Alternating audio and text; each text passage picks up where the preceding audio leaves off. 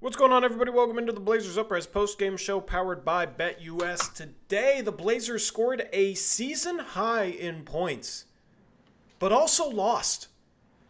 They lose to the Dallas Mavericks 137 to 131 in a good old-fashioned shootout. It's been a while since the Blazers have been in a game like this, and especially lost a game like this. This is shades of 2020 Portland Trail Blazers, man.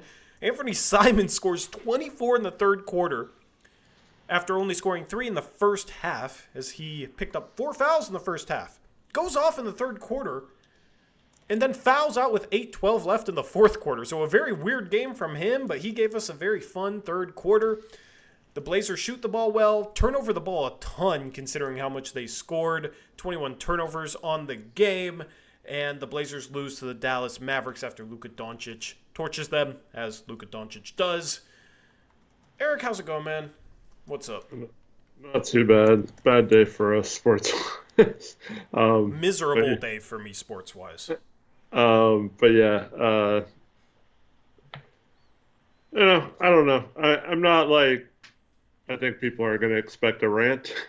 I'm not like necessarily going to rant. I feel like this is the type of game, if you win, it's awesome. If you lose, you can still hold your hat on a few good things, and you can point to a lot of learning experiences and things they did wrong, and particular players that did stuff wrong that caused us to lose. And so I think I mean, it's not necessarily good to lose, but I think this was an okay, acceptable loss, if we're being honest. Yeah, I mean, the Blazers' offense looked good in this one, which was nice to see. There's a lot to this game, especially that third quarter, the way Anthony Simons started getting guarded, how the Blazers responded to that. The Blazers slowed down Luka Doncic in the first quarter. He was 2 for 7, still goes off. They decide to guard him with Jabari Walker for a stretch, which kind of make no sense to me. You have Toumani Camara with one of the worst offensive goaltends I've ever seen on a ball that was going in on a go-ahead bucket with a couple minutes left. You had Jeremy Grant making multiple pretty boneheaded plays in the final couple of minutes, which were pretty inexcusable for a veteran. And we're going to talk about those plays. There was a lot to this game, which I guess in a rebuild year, that's what you want, right? You're going up against a team that was in the finals last year. Yes, they're shorthanded, but they got Luka Doncic, and they got some legitimate role players around him. It's not an easy team to go against, and the Blazers were competitive and almost got the win. This kind of feels like a game that they should have won, given some of the plays down the stretch. It's nice to see them score the ball well, but the defense for the second game in a row was very, very porous, and I think you're seeing a difference in style between the Blazers without their vets, who have scored the ball recently in Anthony Simons and DeAndre Ayton, versus the team that has them. You know, you have a much better offensive lineup the past couple of nights, especially with Ant going. He does a lot for this offense when he's making shots. And the Blazers were able to score the ball the past couple games, but they were not able to defend at all. And obviously the long-term goal is fielding a team that can defend while scoring. But for the most part this year, even in games where the Blazers won, it was either they're winning it with their defense or they, are in a game because they're able to score the ball. Would like to see both sides of the floor being played, and the defense was pretty disappointing in this one. Dallas made a ton of tough shots. You got to give them credit. They got hot. Jaden Hardy got hot from 3. Spencer Dinwiddie hits some shots, which is what he does. But, it was kind of a letdown considering how well the Blazers shot, that they could not defend better in this one. Yeah, Dallas is one of the worst three-point shooting teams, and they hit a ton of threes. I don't know what they ended up finishing, but at one point both teams were over 50% shooting from 3 in this game, which is crazy. Dallas ends up right at 50%, 18 of 36. Portland finishes 58.1%, man. First game the entire season where both teams shot over 50% from 3. So, and it's 2 of the worst three-point shooting teams in the league. That's so funny. But yeah, the Blazers, I would have never guessed if they shot that well from three. I would say they would win every game that they shoot over 50% from three this year. So kind of tough to lose this one. You can also thank the 21 turnovers for that, leading to 33 points off turnovers for the Mavericks. And that's just a backbreaker, especially some of those that were live ball turnovers that led to easy baskets. We had one where Luka is on a fast break. Deni's already back guarding the big, and Ayton just runs right by Luka to go guard someone that's already guarded, and Luka is like wide open, hits a three. It's just a ton of defensive lapses to leave players open, shooters open. And then, to see Dinwiddie go off, of course, it's against us, right?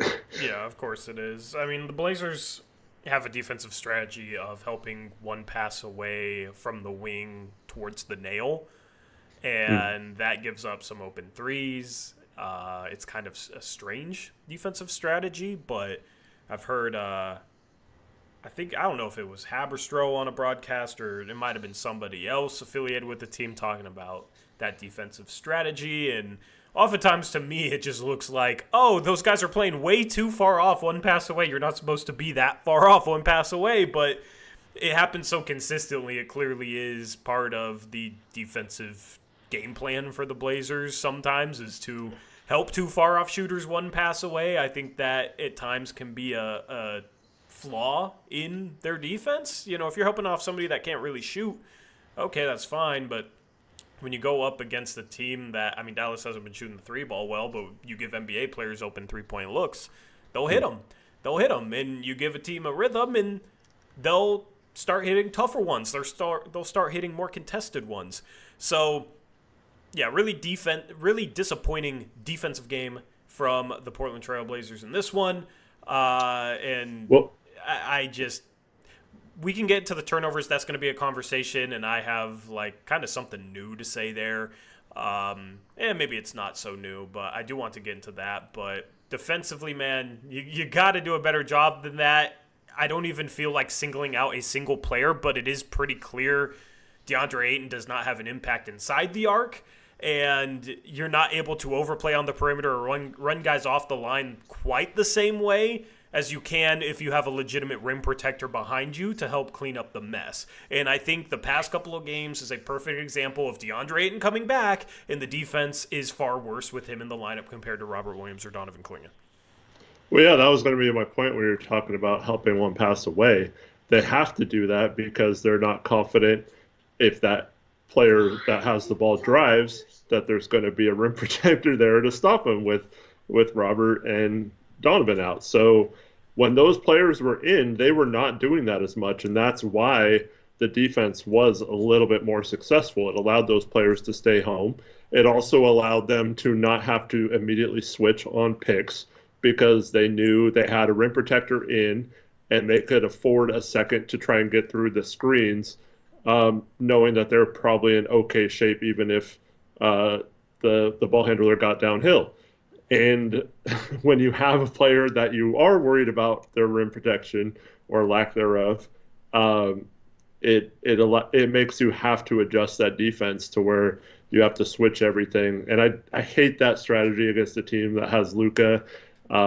We did it for years against Dallas when they had Dirk. You know, we'd always switch our guard and they'd throw it to him at the free throw line, and they'd have a mismatch like every freaking play. And it's really tough to do that. And then when you have guys who aren't necessarily rotating well out to the shooters once Luka kicks it, it's just a recipe for disaster. Yeah, absolutely, man.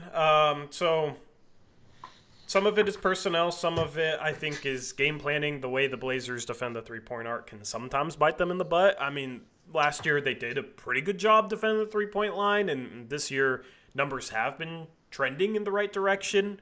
But I guess a guy like Luka, defenses overreact to him, and you're going to play more off of shooters, I guess, when you're going up against a poor three-point shooting team and you're having to deal with Luka Doncic. I thought in the first quarter it was I don't know what they shot from three, but it didn't feel like it was as three heavy. It felt like it was more like buckets off turnovers going the other way. The Blazers actually did a decent job of shutting down Luka. Tamani Kamara did a good job on him. They didn't have to help as much. And then they started struggling containing Luka Doncic, and then he's spraying out to shooters, and then guys are making tough shots too on top of that, and it's just a compounding effect, and that's how you end up giving up 18 for 36 from the three-point line, while also sending them to the free throw line 29 times. That's quite a bit of free throws. Spencer Dinwiddie shoots 8 free throws in this game. It wasn't even Luka. He only shot 4 of them. So, fouling, turnovers, buckets going the other way, struggling to contain Luka after the first quarter. You put Jabari Walker on him. I mean, Ayton just doesn't have an impact on this defense, at least not a positive one. Jeremy Grant, defensively, I thought was pretty poor in this one as well. Anthony Simons, we know what he's giving up defensively. Like, he's going to get scored on at times, right? That's okay, especially when he's scoring the ball. Really, the only guy defensively that impressed me in this one was Tumani. And after the first quarter, he wasn't quite the same on Luka. I don't understand, because we doubled Luka several times, not in the pick and roll, but we never really doubled him in the pick and roll. Like, I never understand. And when we're switching, like, Anthony onto Luka or whoever it was, it just, I don't get it, man. Like, we don't ever try to recover back to him with whoever was guarding him, whether that's Tumani or Deni or whatever. We just accept the switch and don't ever try to fight through a screen or anything like that. And I think this team would be much better off, especially if Ayton is the center, putting a little bit more pressure on those pick and roll situations instead of just instant switching. Well, it's funny because when the Blazers got Ayton, the narrative was, oh, they can finally play this style of defense because they have a more mobile big man than Yusuf Nurkic. They have somebody that can get out there and guard, but we've seen Ayton really struggle to get a hand up on threes on the perimeter, and then the Blazers don't even utilize him as a mobile big man, so he's basically just a drop big under Chauncey Billups, and that is not how he should be used defending pick and rolls. But that's what the Blazers do. They're pretty consistent with that. It was weird because with Klingon and Robert Williams here and there, after Robert Williams returned, the Blazers were hedging or trapping and actually playing up at the level of the screen. And it seems like they've gone away from that again. So, a lot of nuance to this game, but you do have to give Dallas some credit. I mean, they shot really, really well, man, and they made some tough shots. A Dinwiddie, 16-foot floater. I mean, He came to play today. He hasn't been particularly great this year, but he showed up. And Jaden Hardy, I mean, he was a big part of why Dallas scored 39 in the third. Blazers scored 39 themselves behind Anthony Simons. But, yeah, the defense the last three quarters, 36, 39, 37 points. Just a consistent effort offensively from Dallas. And we haven't even mentioned Quentin Grimes. He had 28 points, had a huge game, 5 of 7 from 3, got to the free throw line 6 times. Well for him. Remember when people were saying we were stupid for wanting him in a first last year? Yeah, what was the person we were talking about trading for him? I don't remember. I don't remember either, but he's a good 3-and-D player, man. He's a good 3-and-D player. He plays solid defense. He had 5 steals today. He hits threes. And he was, 5 for 7 from 3 today, which is phenomenal. It's kind of funny because Tamani Kamara was also 5 for 7 from 3. He's a 3-and-D guy.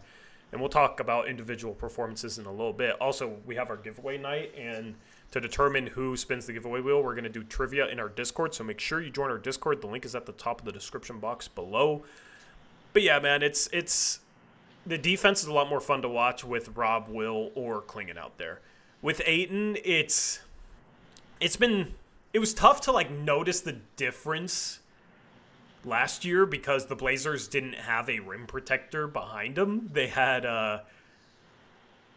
who was the Duop Reith was playing backup center a lot last year, and now it's Rob, Will, and Klingon, and the contrast between defensive lineups with Robert Williams or Donovan Klingon in the game compared to DeAndre Ayton is just so freaking obvious right now. I mean, Klingon just doesn't have an impact, and that's part of the reason why I think that he's the third most impactful player on this team, or center on this team, is because you got two really good defensive centers. Unfortunately, the Blazers are missing them. I would have loved to have seen Klingon in this game dealing with Luka Doncic, in drop coverage, because I think Klingon is the type of guy that could maybe bother Luka a little bit.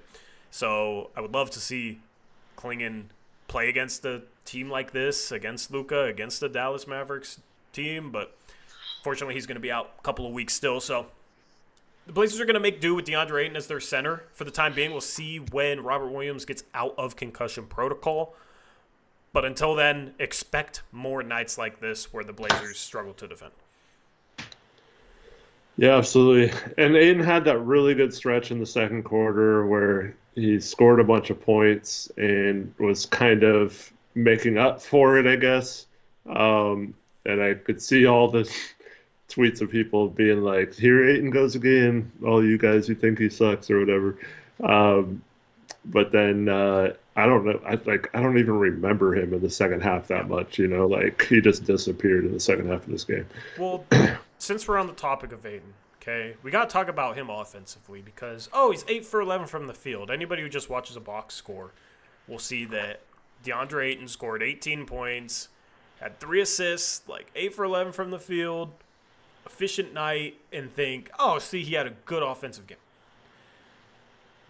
Ayton turned over the ball 5 times, and how many times did the Blazers turn over the ball trying to feed Ayton?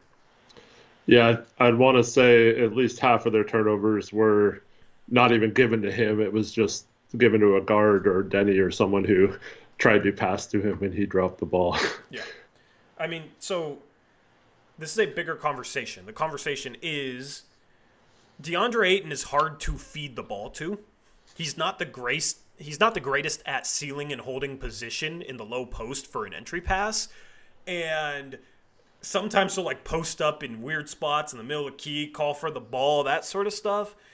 We've seen the Blazers, multiple Blazers this year, struggle to get the ball into Ayton, and oftentimes it results in a turnover. Not on Ayton, but a turnover that maybe could be due to Ayton, whether it's him not holding off his guy or sometimes not even jumping for a pass. We've talked about that problem. The Blazers get kind of turnover prone and they get a little sluggish when they try to feed DeAndre Ayton the ball in the half court if it's not on a pick and roll. And I don't think the offense is all that efficient feeding DeAndre Ayton the ball in the low post. I think Ayton is better on the pick and roll. And the bigger point is, we talked about defense and lack of an impact there. And we talk about little things all the time with big men. I don't know how many times the Blazers turned over the ball today trying to get it to him, but you couple that with his 5 turnovers, and it's okay, was his 8 for 11 really that good considering how many turnovers were generated by just trying to get him the ball? I don't know.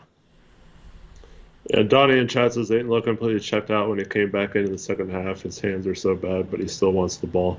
Yeah, I mean, it was fine because that stretch where he scored a bunch of baskets, it was all giving it to him away from the basket when he was wide open, and he just stepped right into those little mid-range shots. It's when he's trying to catch the ball in traffic. It's pretty ugly. Yeah, man, and it gets frustrating because there's people in chat, and I kind of agree with this. Garben says, yeah, he was mad they switched up in the second half. Yeah, the Blazers were turning over the ball a lot, trying to feed him, and they went away from that. Anthony Simons got super hot, so of course you're going to run things through Anthony Simons, and Ayton seemed kind of disinterested in this game because he wasn't being fed. And that's the problem with DeAndre Ayton. He needs to get his shots in order to hustle, in order to play hard, in order to do some of the little things. I don't want to turn this into a killing Ayton stream, right? He just returned, though, so it's good to talk about this. We haven't really had a deep Ayton conversation in a while. But, I mean, there was multiple times in this game where he's jogging back on defense. One time he had to pick up Luka Doncic because whoever was guarding Doncic had to take the center, which outran him down the floor because Ayton jogs back on defense. You never see that dude sprint back on defense. And it's just a lot of little problems with Ayton on the floor, man. It's why the Blazers if anything, looked like a better team without him. And it goes beyond just looking at, oh, he shot 8 for 11 and scored 18 points. Because that's what the box score watchers will do. People who really like Ayton will say, oh, you're being too hard on him. Look at his stat line. But it goes beyond the stat line. It goes beyond some of the box score stuff. And he is not the only person responsible for this loss, or like the only, like nobody is perfect. Nobody was perfect. There's just some little issues with the way the team functions, trying to feed DeAndre Ayton in the post. And then you look at the defensive end of the floor, and I mean, this is probably the worst 2-game stretch defensively with the Blazers. The defense is just worse with them. And you're paying him a max contract. It's why the Blazers have to trade him as soon as possible and clear the runway for Donovan Clingan. And if a team is smart enough and sees these issues, no, they're not going to trade for DeAndre Ayton. If the Blazers trade DeAndre Ayton for anything of value, that team, in my opinion, is silly. Like, that team is not looking deep enough. But keep that under wraps. It only takes one team. Luckily, there's 29 teams out there. Now, it's tough to trade for that contract, but we just got to hope there's one of them.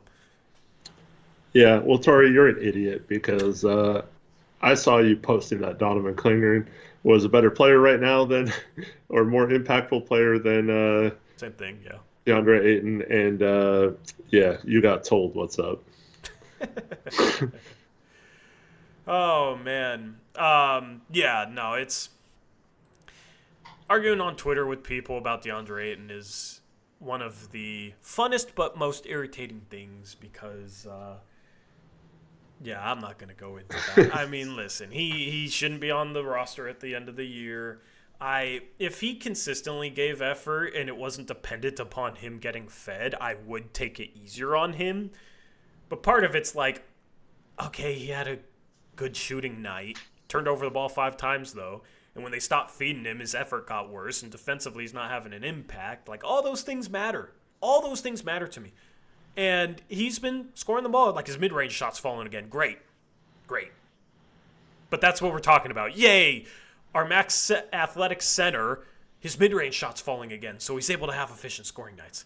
It's just a silly, silly thing in general. So I can't wait for Robert Williams to get back. I can't wait for Donovan Clingan to get back. I have no idea how they handle the minutes with those two with DeAndre Ayton. Because if Clingan comes back and he's playing 10 minutes and you're giving Ayton 30, I think that's a travesty. I think that's silly for trying to develop Donovan Clingan. He's the future starting center of this team, not DeAndre Ayton. And I also think it's silly if you're trying to win games. Because I don't think Ayton right now is more impactful for trying to win basketball games than Donovan Clingan. Being without Donovan Clingan sucks because I love watching the way he can control the defensive end of the floor. And I love watching the way offenses react to Donovan Clingan. And I miss that, man. Because it's nice to have an enforcer. It's nice to have a legitimate rim protector. That's something that we haven't had in so long that it's a breath of fresh air. And having that taken away from us sucks. Yeah, I see several people with Pelican trade ideas in chat. I don't know if you saw the news today, but Brandon Ingram signed with Clutch, and it also came out that they had a trade potentially with Utah, and he declined to talk to them about an extension and mentioned he wouldn't re-sign there. So, which is funny because we have a mock offseason every year, and yeah. We have one person run each team, and the person running Utah traded for him. So yeah, the person running Utah is trying to be a little better than tanking. Yeah. So yeah, he made a lot of moves, but yeah. So I don't know. It might be kind of hard, depending on what team you're talking about in a 3-team deal, to offload that contract, knowing that Brandon Ingram has that power of saying that, you know. Yeah, so it'll be interesting to see how that saga goes, especially as New Orleans continues to lose games. But I do not think DeAndre Ayton is going to be their solution. Mm-hmm. I highly doubt that. Now, these front offices have made deals together before, so there's history there.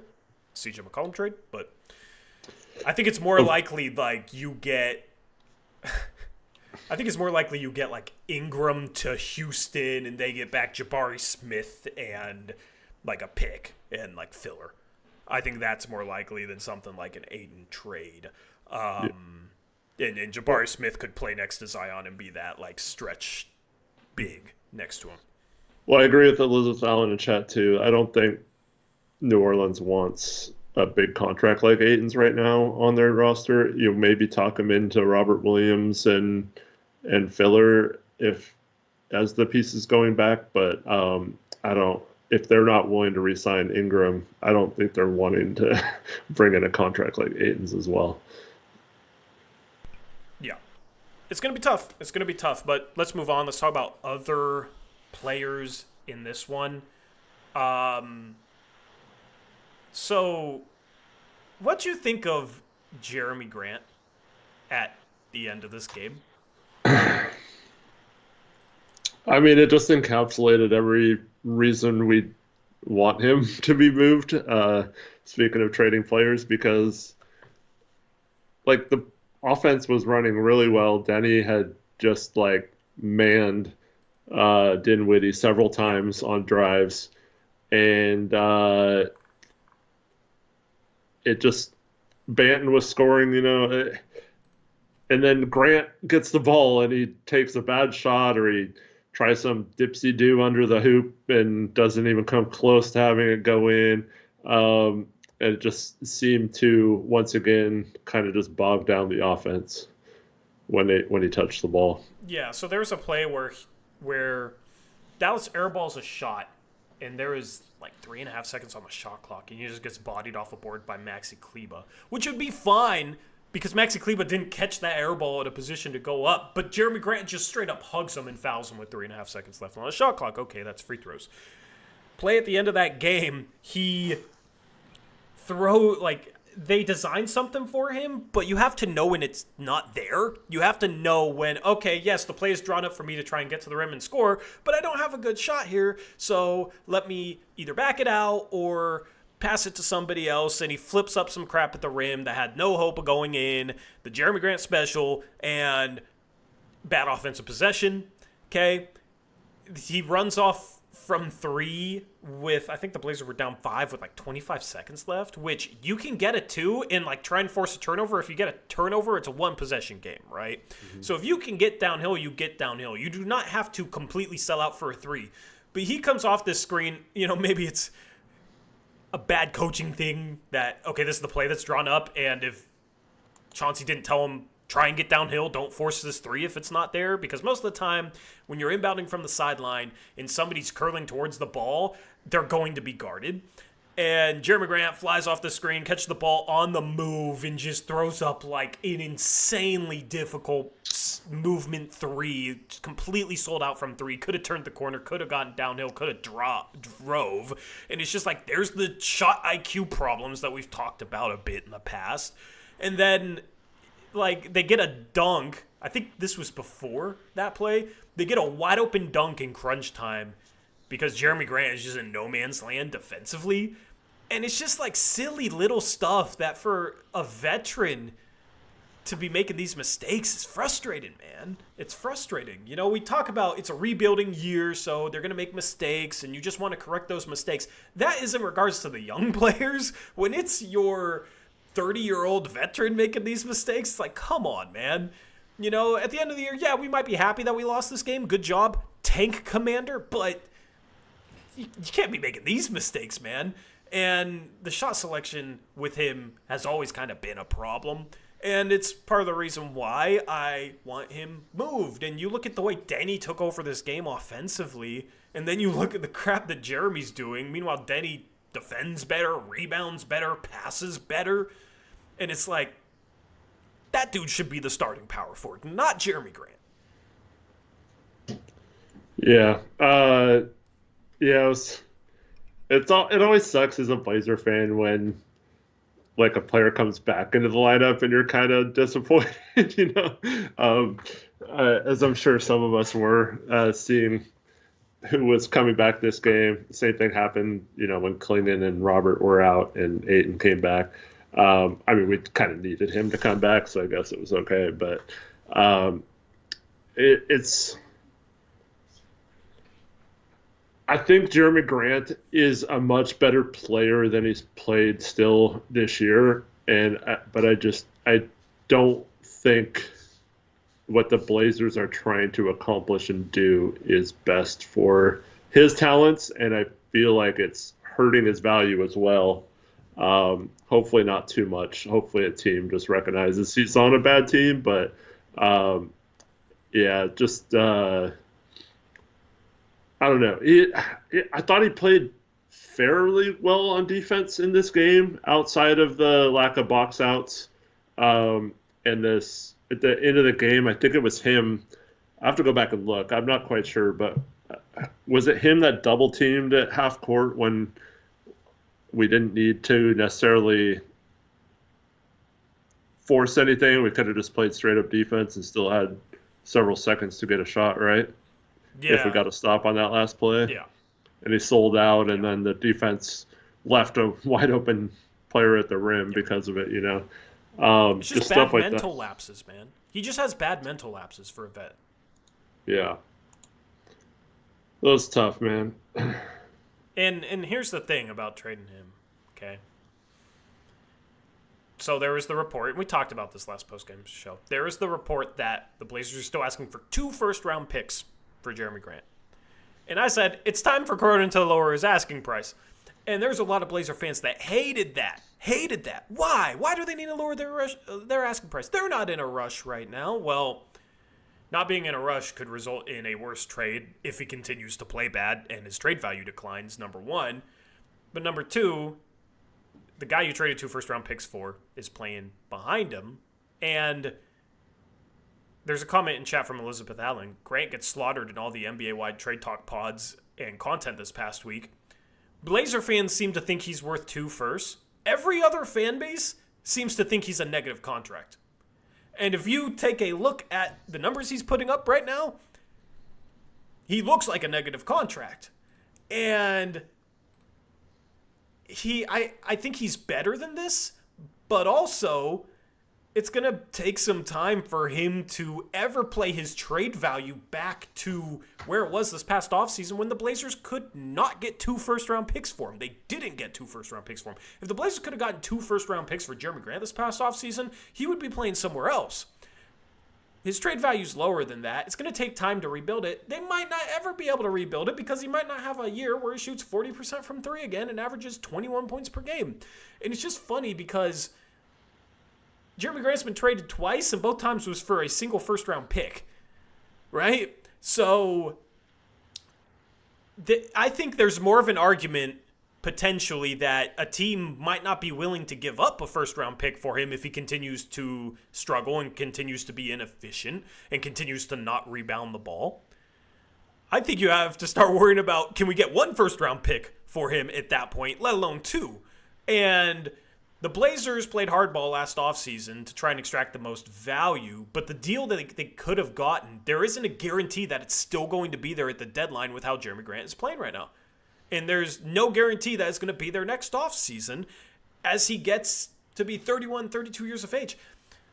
When do you say, okay, we want to start Deni Avdija. He is playing better than Jeremy Grant the past month. He is better for the identity we're trying to forge for our rebuild.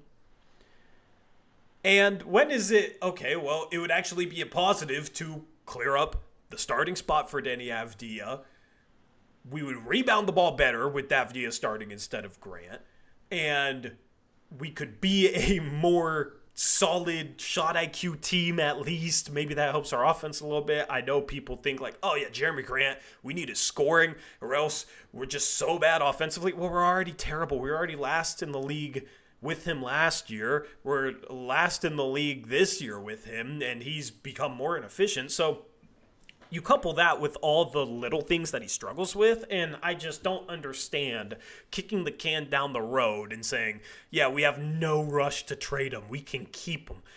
It just makes no sense. If you can get a first-round pick for Jeremy Grant by this year's trade deadline, you do it. You do not hang on to him beyond that. And if you can't get a first-round pick for him at the deadline, then you probably really screwed up by not trading him sooner.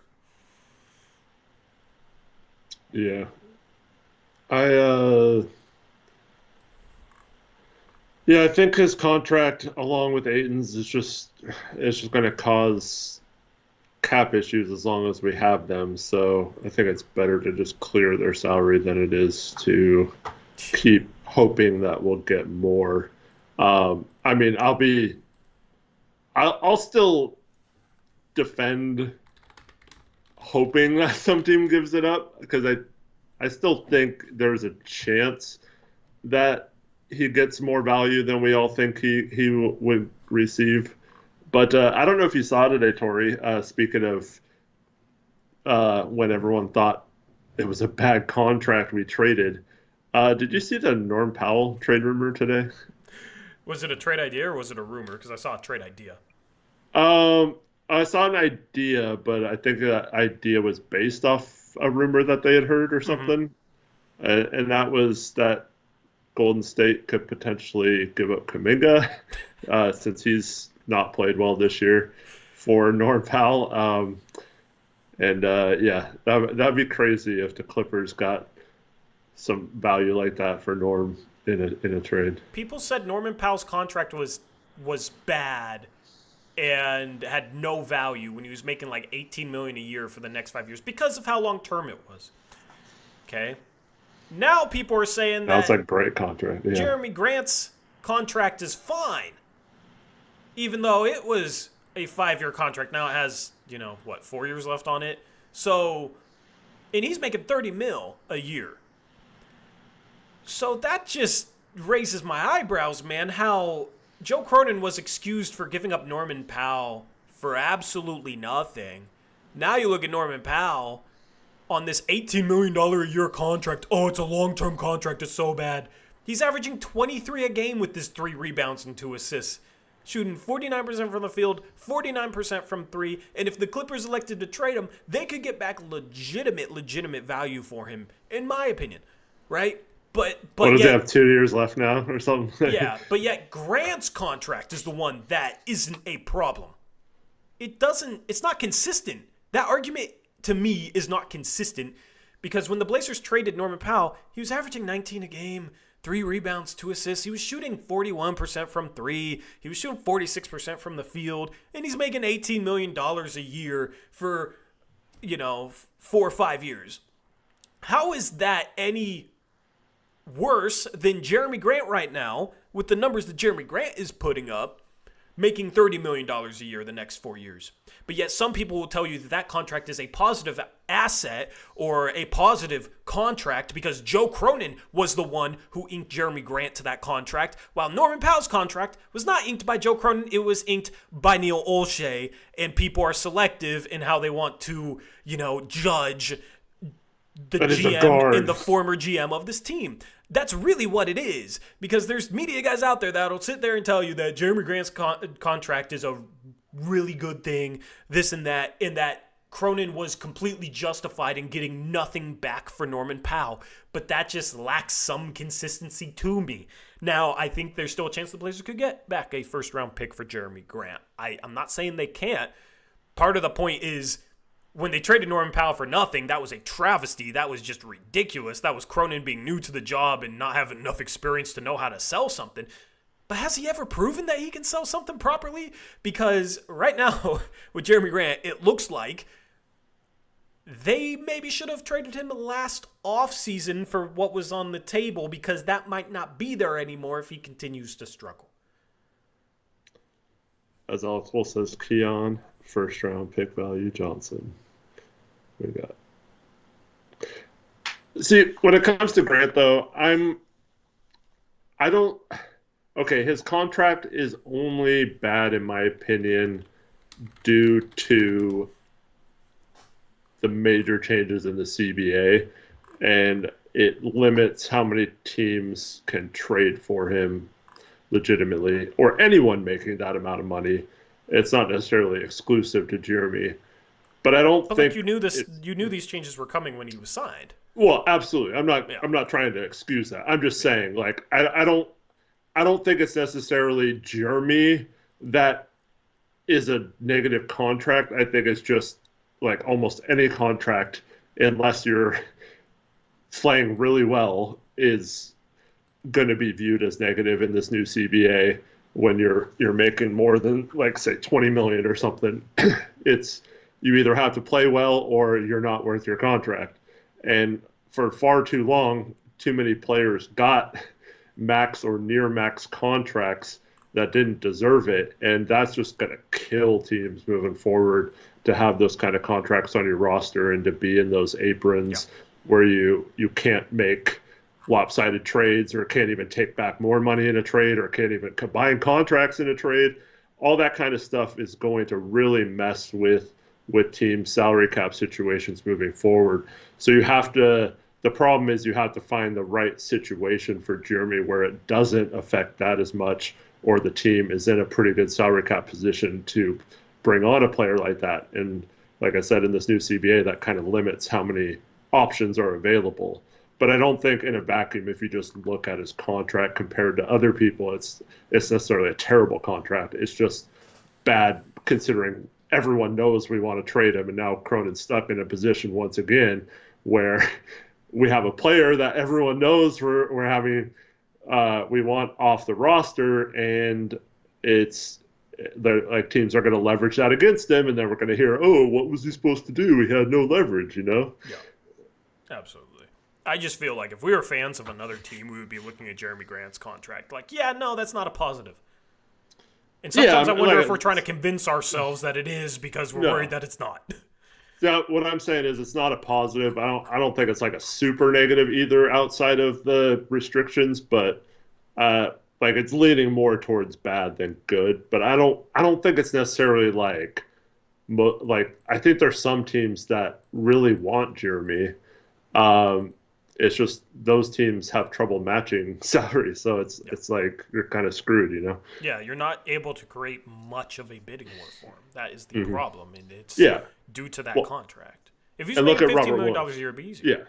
Yeah. Look at Robert Williams, who's our best trade asset probably right now, and that's because he makes like $12.5 million or something like that. It's like because most teams can work a deal for that kind of contract, whereas a $30 million contract. I mean, there's seriously like at least 5 or 6 teams that would absolutely want Jeremy that can't even trade for him this year because they just don't have the matching contracts or anything. Yeah, like there is so much nuance to the Jeremy Grant conversation that it always gets frustrating when people come in and say like, teams know Jeremy's good, they'll get value. Like it's not that simple. It is not that simple. Because you got to make a deal with another team. They have to have the resources, the money that they want to trade to go and acquire Jeremy Grant. And then a lot of these teams don't have 2 first-round picks that they're actually able to trade, right? And it's like if it's a team that struggles with rebounding, why would you want to bring Jeremy Grant in? Because he is going to, if anything, make that issue worse. So there's just a lot to the conversation, and teams that want some financial flexibility in the future, you don't trade for a 4th starter making $30 million a year, because that implies that your 3 best players should be making more than him or are making more than him. You're going to be put in luxury tax hell, and the new CBA is going to restrict your ability to make moves with that contract on the books. So it's just there's some major issues, and I don't think Ayton, I don't think Grant really fit the identity this team is trying to build, which is like we're going to consistently play hard, we're going to scrap, we're going to fight. I don't think Jeremy is necessarily like that bad, but the rebounding is just ridiculously bad, and then some of his decision making is just really, really bad as well, man. He averages 2 assists a game. He has the ball in his hands all the time. He does not create for others. He takes some bad shots. And, yeah, I mean, there's just some really silly plays from him down the stretch in this game. And there's some plays. The thing is, a lot of his silly plays kind of go under the radar, I feel like, because they're not, like, extremely obvious that they're bad. And that's the part that frustrates me with him. Let me give a shout out to Antonio. $2 donation says, what the hell were the Ayton Jabari minutes by Chauncey? Yeah, Ayton and Jabari, you just have no floor spacing there. You have no floor spacing there, and then also defensively, like Ayton's not much of a rim protector, and Jabari isn't that great defending out on the perimeter. So it's just kind of clunky on both ends of the floor. Thank you, Antonio, for the $2 donation. Shout out to Bruce Davis, member for 25 months. Says, hey, hi, Tori, Eric. Thank you guys for the Blazers channel. Thank you, Bruce, for being a channel member. I appreciate you. All right. I had this spider crawl onto my keyboard. Oh, is that why? All that wrestling? Well, I went to grab something to get it, and then I turned around and it was gone. I don't know where it went. So. That's fun. Yeah. Not that I care. It's fine. That's fun. But that's why I'm acting kind of crazy right now this week. Yeah, I got you. I was wondering what happened. But Kenny D says, let's be real, the Blazers signed Grant because they thought it would persuade Dame to return. That is not true. Once Dame requested a trade, they couldn't go back for fear of ruining relationship with Clutch. Well, I mean, I guess maybe it depends on, like, the timeline in terms of when they told Grant they would pay him. But if they did not see the Dame request coming, they're clueless. Like, if that's what you believe, like, that's just silly. How could they not see the trade request coming, number one? Number two, you know, we talked about it a lot during the Dame saga. They want to act like they were blindsided by the trade request. But all they did was go back on their word and draft his replacement with the 3rd overall pick and then pretend like he was ready to help Dame win when it's a 6'3", 19-year-old guard, right? Like, their actions said they wanted Dame gone. So there is a legitimate possibility that, like, it was actually planned and calculated. And they wouldn't want Blazer fans to think that, and their state-ran media, you know, will parrot that, of course. But, yeah, I mean, there's just the Jeremy contract, I believe they re-signed him because they were fine keeping him around. He's a good veteran for the rebuild, and they were hoping that they could get some value for him. And listen, if they can get a first-round pick for him, then re-signing him was good. It was good. Like, I don't think re-signing him was a bad thing. I think they gave him a little bit too much money, but at the end of the day, if they can still get value for him, that doesn't really matter. Yeah. So, anyway. Well, I think, yeah, one of the reasons you re-signed it, one, I mean, they like Grant. Two, you didn't want to lose him for nothing after just trading a first for him a year earlier. So, yeah. Yep. So it's fine.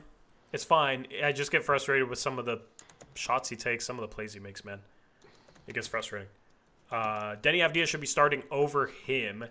He is today's player of the game. He's been playing some really good basketball. And I know a lot of people were worrying about him with his slump to start the season. He just needed some time to get accustomed to a new situation, and he's been shooting the 3-ball much better. He's been shooting the 3-ball like last year, man. 2 for 4 from 3 in this game, 7 for 12 from the field, 5 for 5 from the free throw line, 21 points, 4 rebounds, 2 assists, a steal, 4 turnovers. I think at least 3 of them were very early on in this game where he started off very sloppy, but he turned it around. When Anthony Simons fouled out with 8:12 left, it was like, okay, who are the Blazers going to turn to score the ball? Jeremy Grant wasn't having the greatest game. Deni Avdija comes in and starts just putting his head down, driving through guys, getting to the line. He is such a forceful driver, and he's starting to finish a little better around the rim and starting to be more assertive, be aggressive. You can tell he's much more confident than he was to start the season, and it's phenomenal stuff. And this is why the Blazers, this is why Joe Cronin gave up 2 first-round picks for this guy, because he can have games where he scores 20, scores 25 even, because he can drive, he's creative, he's strong, he's quick. When he's making threes, that just makes him a better offensive scorer. And then, here's the thing. He might make some sloppy turnovers, but he tries to make the right play, he tries to make the right pass. He averages like twice as many assists as Jeremy Grant does. I think like probably twice as many rebounds, right? He does the little things. He does other things other than just score the ball. On-ball defense is good. Although Grant had 6 assists tonight. See, that's the thing with Grant is it's like random. Once in a blue moon, Jeremy will have 6 assists. So shout out to Jeremy today for that. But player of the game, as voted on in the chat poll, is Deni Avdija. It was close between he and Anthony Simons because Anthony obviously had that phenomenal third quarter. But Avdija came in, almost led the Blazers to a win, took over this offense, took over this game a bit as a scorer, and he has that capability on top of all the other good things he does. So he's been my favorite Blazer to watch lately. He's been really, really good, and it's a relief to see him turn it around and look like the player that we traded for instead of whatever the first part of his tenure here was. Yeah, I think the other positive too is it hasn't seemed to matter lately. I know you got a bit worried when he got off to a horrible start in this game. But overall, it doesn't seem to affect his game, whether he's playing off the bench or as a starter. And so obviously you want your best players to eventually make their way into the starting lineup, but I don't think it's like hurting anything to have him off the bench right now, as long as he's getting the minutes. And I think as disappointed as I was to see him go back to the bench, at least he's stepped up and played well and not really let that affect his game at all. Yeah, absolutely, man. And, I was always preaching patience with Deni. This is why. You bring in a new player into a team that's already has a little bit of dysfunction, right? We're in rebuild mode. You got to give him time to acclimate. And the problem is, a lot of Blazer fans, and I think this is like every fan base, so it's not just Blazer fans, but obviously I've seen it a lot with the Blazer fans. We overreact very strongly to small sample sizes. Small sample sizes at the start of the season with Deni, and people coming in here saying, like, he sucks, awful trade, he's not even starter material, like, last season was fluky, blah, blah, blah, blah, blah. And okay, whatever. Scoot is a 19-year-old rookie, and people just already completely writing him off after a rookie season, which he had some struggles, as if he wasn't supposed to struggle as a 19-year-old rookie point guard. And then you see, like, the 4-game winning streak with Josh Hart after the Blazers traded for him, and, like, how some people reacted to that. And it's just, Delano Banton has a hot stretch, and people are saying he's untouchable. Right? Shaedon Sharpe has back-to-back 30-point games, and people are saying he's a star already. Like, we got to stop overreacting to small sample sizes, and Deni is a good example of why.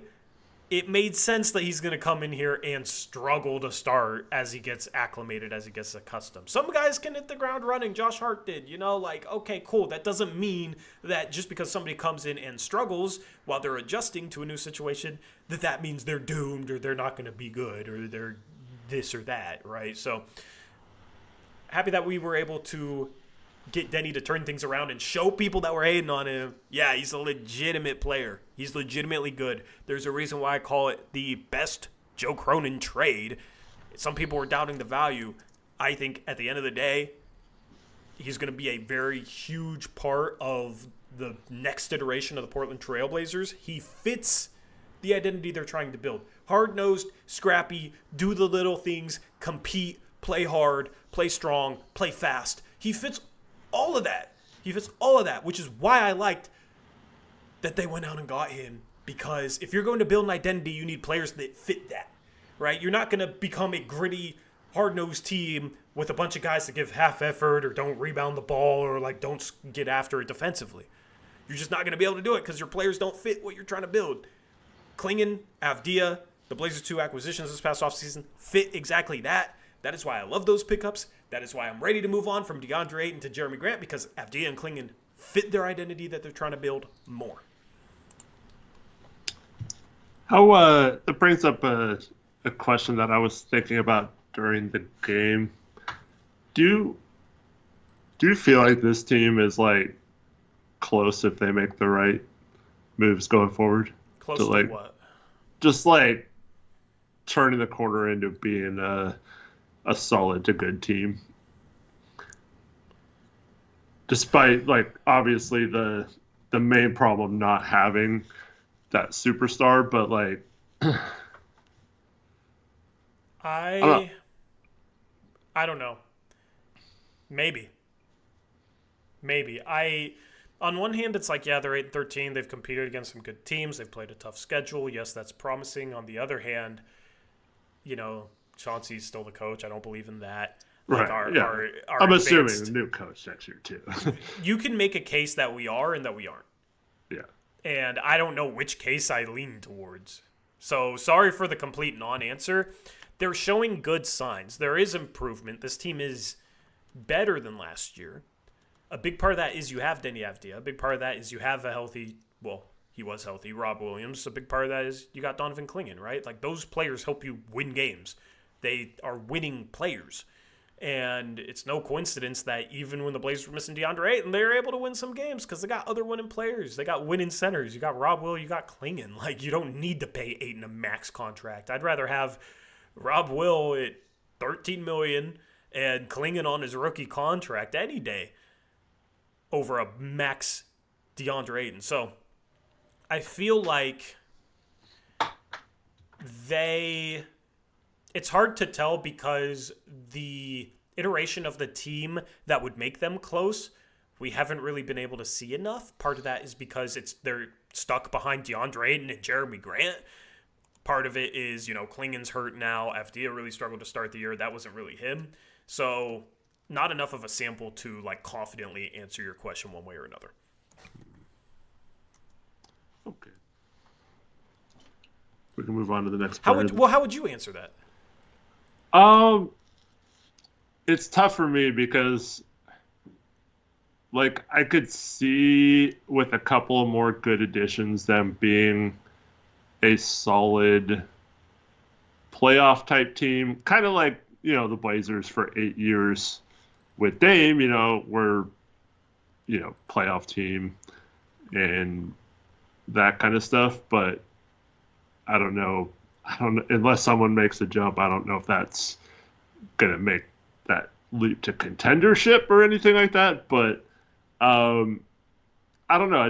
I feel like they're close to kind of figuring out how to be like a decent team with the players they have. They're close to figuring out how to maybe be a playing team, but yeah, right. But if they make a couple the West good is moves, loaded. But if they clear out some of the players that are maybe blocking some of the other players from fully thriving and bring in, a couple more Clingan / Deni type acquisitions, or even one more of those type of players, while weeding out some of the other problems, and new coach and all that kind of stuff. Like, I feel like they're close to being a little better than just a playing team, but once again, without that star go-to player, I don't think it's ever going to necessarily lead to anything more than that. But I feel like they're not that far off from being a pretty solid team that no one wants to play. Yeah, I mean, they're still bottom 10 on both ends of the floor in adjusted rating. Yeah, of course, yeah. And they got to be better offensively for me to feel like they're close. They're close to being a playing team. But here's the thing. Like, if they're going to be, like, more than just a solid team, like, okay, they got to be as good as, like, Denver, Dallas, Memphis, who has owned us this season. Like, we're not going to be better in OKC, right? Sure. Like, Phoenix this year, they got 3 stars. They got Kevin Durant and Devin Booker, and when they've been healthy, they've been a really good team. They've just dealt with some health issues, right? You look at the Lakers with Anthony Davis playing as MVP candidate, LeBron James. Like, are we close to being as good as those teams? I don't really feel like that. I think we're close to maybe being able to say, like, okay, we're better than New Orleans. They're always injury prone. We're better than Utah, right? Do we have a better record than both those teams right now? But we're close to maybe being better than Sacramento, better than potentially the Clippers without Kawhi. I think they've kind of overachieved at 13-9. And Golden State will eventually have some sort of fall off, but I mean, they're 12-7, they're 4th place right now. That's 5 5 teams maybe in the next year or two that you could see the Blazers being better than. San Antonio is going to be tough. They got Wembanyama, right? So it's just like I could see them being close to being like a 9th, 10th seed, but I don't feel like they're close to being more than that yet. Yeah. Kenny D says better than Minnesota. I mean, you're talking about a Minnesota. Like, I know they traded Cat, and I did not like that trade for him, but they made the Western Conference Finals last year. So I'm not going to read too much into a 9-10 record to start the season.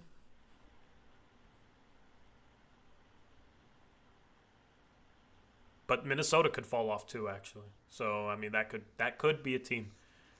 That could be a team that the Blazers could be better than if the start to this season is what they are and they're a 500 team now. I mean, I just want to I want the Blazers to get back to 500 or close to 500 before saying that. I still think it's just too early, man. I still think it's too early. I still think there's problems with Chauncey as coach. There's problems with some of these vets and like defined minutes, roles in the rotation. Well, to be fair, I didn't say the current team. Yeah, so, I mean, it depends on... Desmond says we beat them twice. Okay, so beating a team twice doesn't mean you're automatically better than them for a whole season. Man, Desmond said some crazy stuff. I mean, Desmond thinks we're top 4 and we're 13th. But we have a better record than we thought. So here's the thing, though. It's like, okay, close in terms of they have moves that they'll make. Well, the next moves are getting rid of Grant and Ayton. And, like, what move would they make to get them there is, I guess, my question. I don't know. I'm just saying, make a good draft pick and get one more solid Deni level player and... I'm not, maybe not Deni level, but I mean, yeah, two more first-round picks. Yeah, not that much, but like, just something like that. I don't know. I feel like they're like a lot of their issues can be fixable by just a couple of tweaks to the personnel and scheme and stuff like that. Yeah. I mean, offensively, I still think like. Mm-hmm. Like, cool. But I mean, I believe they have the personnel to be average to slightly above average. I said that before the season. Offensively, their number, like, Ant, I mean, he went off today, but he is one of the worst number 1 options in the league offensively. And he shouldn't be a number 1 option on, like, a good team. He wouldn't be. But on our team, he is our number 1 option, and we just don't have much top-end firepower. It's really hard in today's NBA if you don't have top-end firepower to be a good team. I mean, like, I guess the comparison could be LA, the Clippers, but like Norman Powell's having a better offensive year this year than any single Portland Trail Blazer. And they got James Harden, who hasn't been efficient, but he's James Harden. Like, so yeah, that's a tough thing. They got to find that guy, or somebody has to develop into that guy. Yeah. Well, that's what I was saying. Like, the scoring will always be an issue unless we get that number 1 option, but. I think the rest of the team could be decent and overcome that. But, yeah, I mean, I'm not talking, like I said, not talking contending or anything like that. But. Yeah. Well, when they draft Cooper Flagg and then trade for Damian Lillard and Giannis Antetokounmpo at next year's trade deadline to pair them with Cooper Flagg and Shaedon Sharpe, then we'll be close. Wow, we're going to get those two without giving up Sharpe and Flagg. That's pretty cool. Oh man, yeah, Dame's gonna convince Giannis to demand out, and they're both gonna demand a trade to only Portland. Nice. Yeah, because they want to play with Cooper Flagg. Anyway, just letting you guys know that's the future. That's the future. So yeah, we're close to that. That would be fun, huh? We don't get stuff like that. Desmond says we don't need a number 1 option if we have 4 number 2 options. So we don't have 4 number 2 options. Who's our 4 number 2 options? None of this matters, Story, because according to Desmond, the state of Oregon is going to seize the team from Jody Allen and then sell it to fund their general fund, and the Blazers will no longer exist in Oregon. What? You missed that one? What? Bro. Desmond, otherwise known as Hugh Morrison, or That's why you guys gotta join our Discord. he was telling me today that he's part of some court thing and he always wins his court cases. He's like the most feared prosecutor or lawyer or something in the state of Oregon. No one wants to deal with him, and they're going to force the Blazers to be seized from some rules or something in the state of Oregon, and they're going to end up selling the team and, yeah, using that money to fund other things or something. I don't know. He's freaking crazy, dude. that's yeah. Desmond, yeah. I can rest assure you that is not gonna happen. That's You got to read through some of the stuff. Is that a troll? Is that a troll? No, he says he's not trolling. He says you can go watch his court case or whatever on next. Well, if that happens, I will rename the channel to Desmond Uprise because there will be no more Blazers, and I'll give you your credit. But I mean, what, what are we talking about, man? I don't even know where to go with this post game stream after that. That is, yeah, man, yeah. Anyway, Deni, player of the game. I don't know, man. The close conversation is interesting. I just feel like it's a little early, and the Blazers need to upgrade their coach. Yeah, that's part of the process. But like, what's the next year look like?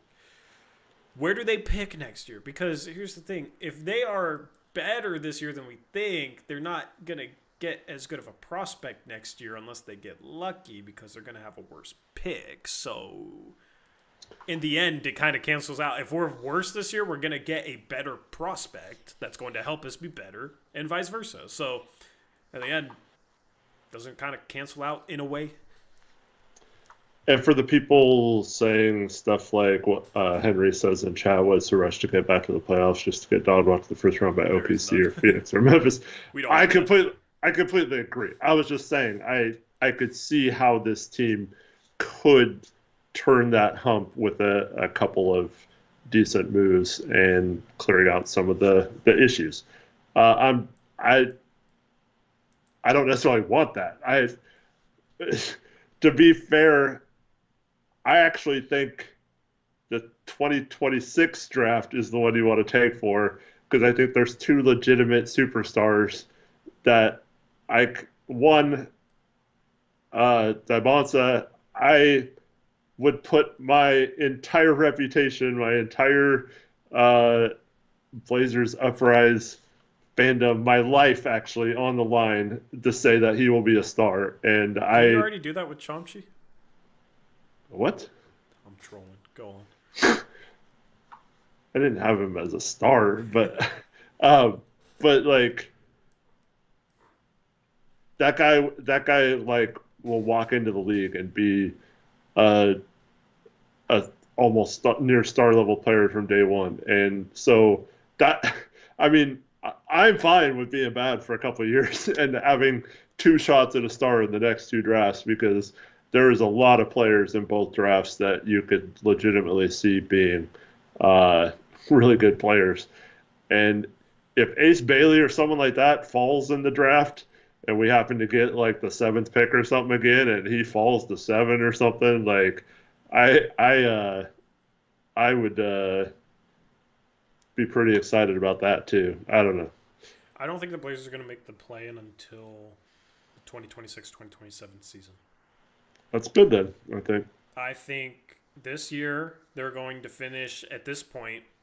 I think New Orleans and Utah are probably going to be worse than them in the West. No other teams are going to be worse than them.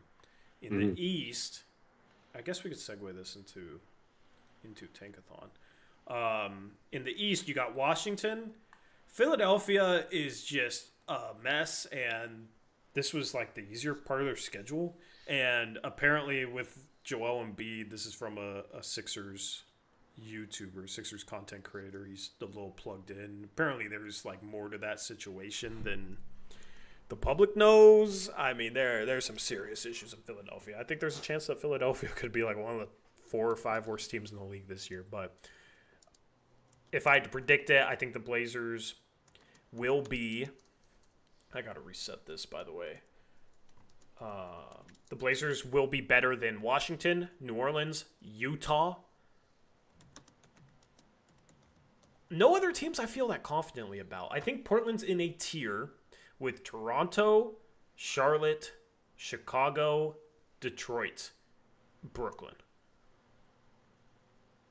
Okay? I think that is like a 5-team tier that is better than Washington, New Orleans, Utah right now. New Orleans could join that tier. But Toronto, they've been injured, but they've been competitive, man.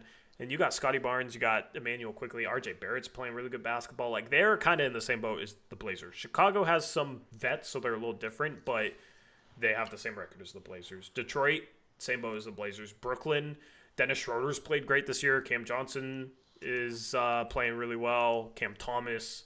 Like, they got some pieces as well. People thought they were going to be terrible. I thought they were going to be terrible, but they got some pieces, man, and part of it is Dennis Schroeder's been playing great. So that's the boat you're in. I think Portland probably finishes in the middle of that tier, so that would put Washington, New Orleans, Utah, 2 more teams beneath them. So I think like 6th best odds is my prediction right now into the year. Eric, do you agree with that? Yeah, I mean, there might be a team in there that surprises or has injuries or something, but yeah, for the most part, it's pretty. I think it's starting to clear out that way. Yeah. Yeah, and I do like, we look at this. Portland at 8-13, they're only 2 games out of 5th best odds. They're only 2.5 out of 4th best odds, and that's Philadelphia, who you would expect to turn things around. So, like, the Blazers, I think, could finish with 35 wins and maybe have 6th best odds, 7th best odds. And that would put them close enough to maybe jump into the top 4, but also, if they're winning 35 games, like, that team is better than we thought they were going to be this year, and therefore theoretically would be closer to accomplishing something or being a decent team. So I think there might be a sweet spot in there where, like, yeah, this team plays better and maybe we don't have to tank too hard because we're just clearly better than Washington, New Orleans, Utah. And we're just in this tier with Toronto and Charlotte because both these teams are kind of feisty. Although Charlotte's going to be without LaMelo Ball for 2 weeks and they're going to suck without him, so. Anyway, that's the tanking picture. Let's simulate the lottery. Let's see if the Blazers can move into the top 4. 14 is Orlando via Denver. 13 is San Antonio. 12 is Utah via Minnesota. 11 is Brooklyn. 10 is Sacramento. 9 is Detroit.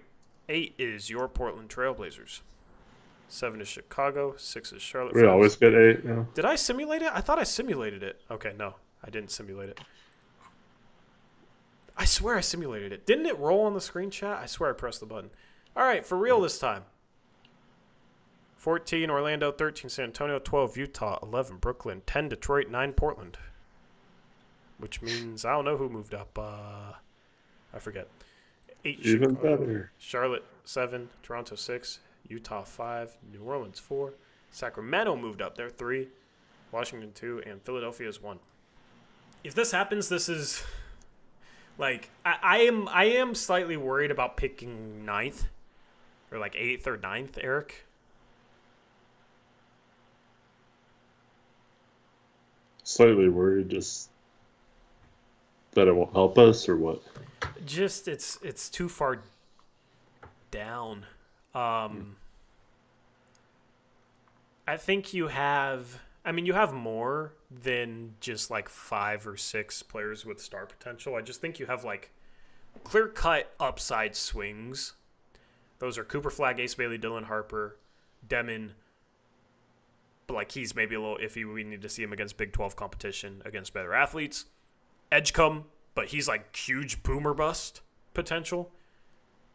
Trey Johnson, although he has to get to the rim a little bit more. Like all these, of course, these prospects are going to have some issues, but like this top 6, I think, is actually right now pretty clear cut.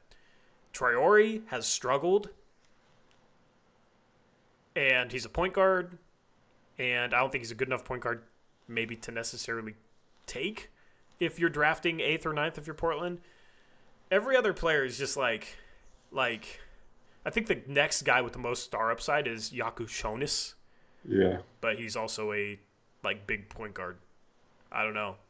If you're I am completely comfortable going with a guard if it's somebody like Dylan Harper and it's like, yeah, he's our number 1 like point guard prospect, and a backcourt with him and Shea would be phenomenal, right? But as you get down here to 8 or 9, I think it just gets iffy, man. Like, I ain't taking Colin Murray Boyles at 9, right? Like, Maluat, I mean, we got Klingon. It's just... Afraid the nipple, I don't...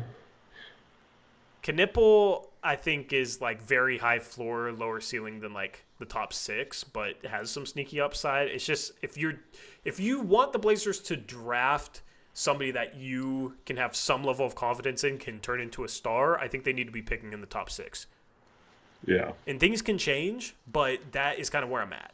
And I feel like they're going to be teetering on the edge of this, where they either move up into the top 4 or they end up like 7th, 8th, or lower. Just with how well they've played this year. I think it's unlikely for them to get like top 4 odds. So. Yeah. You know, if you could get this, great. You take Ace Bailey or you take Dylan Harper and you run. But I don't know. Anyway, that's Tankathon. Chat, what are your thoughts on the lottery? Let us know in the live chat. Where do you think the Blazers will finish in terms of their odds? What were you going to say, Eric? I was going to say, is it time for some trivia? Yeah, we'll get to that. I feel like we haven't talked about enough players. We'll get to our trivia giveaway stuff in about probably 20 minutes. We'll finish wrapping up this game. We'll go around the NBA. Then we will talk about the then we'll do the giveaway stuff. We'll do the trivia stuff in our Discord. So make sure you join our Discord so you can answer trivia questions and get a spin on the giveaway wheel. Also, we need to determine if we are doing anything different on the giveaway wheel. So okay, that will be a thing. If you have any ideas, feel free, of course, to let me know. But yeah, Anthony Simons. I mean, your guy went off. They were doubling him like crazy in the third quarter. Getting the ball out of his hands. I'll just say this. When Anthony Simons is on a heater and they start double teaming him at half court, you got to try and beat that double team every time if you're going to invite it. And they did that once and got a Shaedon Sharpe dunk off a short roll and Sharpe cutting baseline, which is like perfect way of beating the trap. Then they started kind of standing around when they got the ball out of the trap, and it's like, if you're going to invite the trap at half court, you got to try and beat it. Otherwise, get Anthony Simons off the ball, have him run off screens, use his gravity to open up the screen or on like slipping the screen or rolling off the screen and do things that way. I don't like, we're going to invite the trap, and then when we get the ball out of the trap, we're just going to stand around and not know what to do. So, didn't like the way the Blazers responded to Anthony Simons getting trapped. I think that was a Chauncey issue.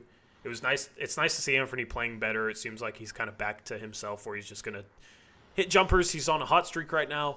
So that's nice to see. He was bound to bounce back shooting-wise, and he seems to be like mentally enjoying himself again. And that heater that he went on in the third quarter kind of reminded me of the Denver game from the year he started next to Dame at the start of the season. So that was fun, man. It's been a while since we've seen a player get hot like that. What were your thoughts?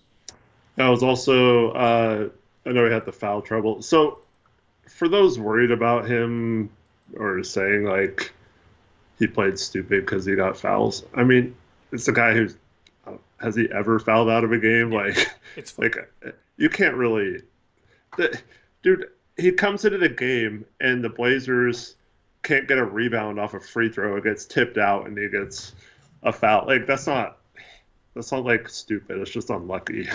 Him getting his sixth foul. People there. would be criticizing him if he didn't go after that ball. So he goes after the ball and runs into someone and picks up a foul. Like that's what I was saying. Like he had one of his steals was he came back. He thought the Blazers had the ball and he started going down the court and then he came back for back into the play, hustled back. And then that one where he like got on the floor and dove for it and stuff, it was good to see him at least trying to be active. I still think the auto switches is just terrible when they're hunting Simons. We have to find a way to overcome that. It's been an issue all year. But at least tonight, at least in the third quarter, he made up for it. I also feel like I'd like to see his potential assists in the first half, or in particular the first few minutes of this game, because he was passing the ball like crazy, and like Ayton was selling. Yeah. He had one nice pass to Avdija, who like completely just throws the ball off the backboard when he gets into the game.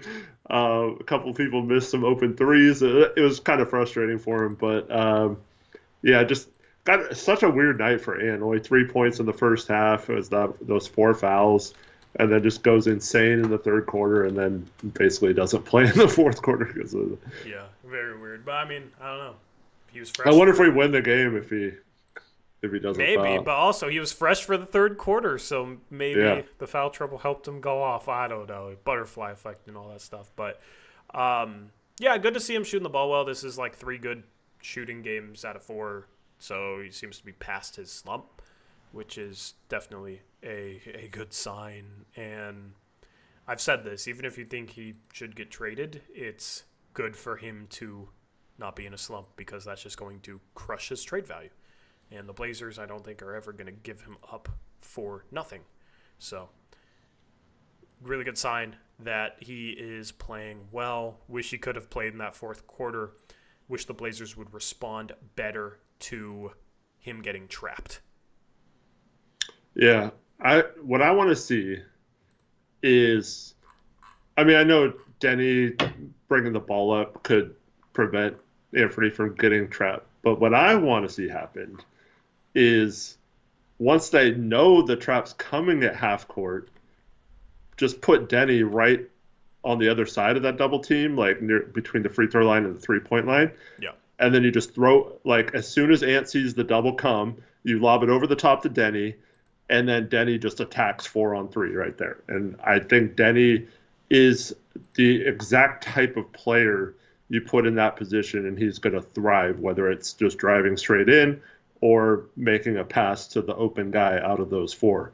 So I want to see them like try to trick teams into double teaming them to open up Deni as a playmaker in that short roll without even having to screen, because those double teams started coming without even going into the pick and roll. They were just waiting for him at the half court line, and you should be able to take advantage of that. We talked about that with Dame.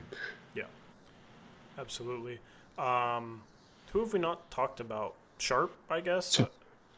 Yeah. Tumani had a great game. So you know how you said last stream, you talked about like, oh, Tumani looks like he's cupping the ball. Yeah, he wasn't doing that tonight. He wasn't doing that today. I know. I noticed that. I was like, hey, look, he's 4-3. 5 for 7. I'm like, right? Good catch, Eric. Yeah, I mean, it looked like the way he was shooting the first couple games, right? Yeah, I think that has to be something that he's being taught, because to see him like have that fixed at the start of the year, shoot the ball well, and then start to struggle with that, and then like it is fixed tonight, and he has good results again. I'm sure that's something that they've keyed in on, and just it's very interesting, man, because his shot is quicker, his shot is more fluid, and I felt like he was maybe turning a little too much in previous games as well, but doing weird things with your hands and your arms can actually lead to like a whole chain of things with your shot, where if you're cupping the ball differently, you're swinging your elbow up differently just because you have different hand placement, and that might be turning your body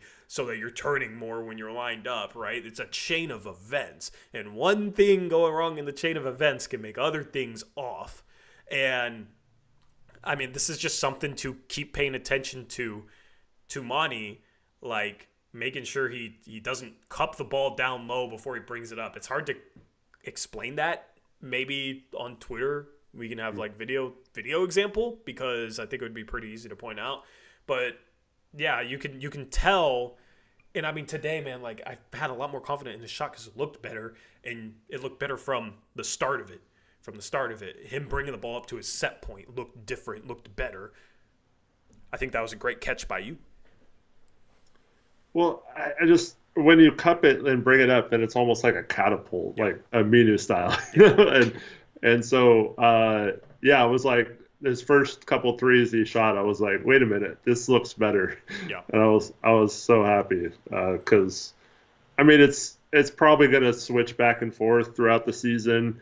It's really hard, like we talked about, to just change your shot and have it be uh, repetitive like throughout the whole season without kind of going back when you get tired and things like that.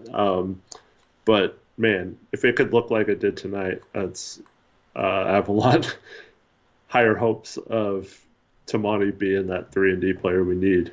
Yeah. And if that's a change he needs to consistently make to shoot better, it's a change that I think, is capable of consistently making if he has more time.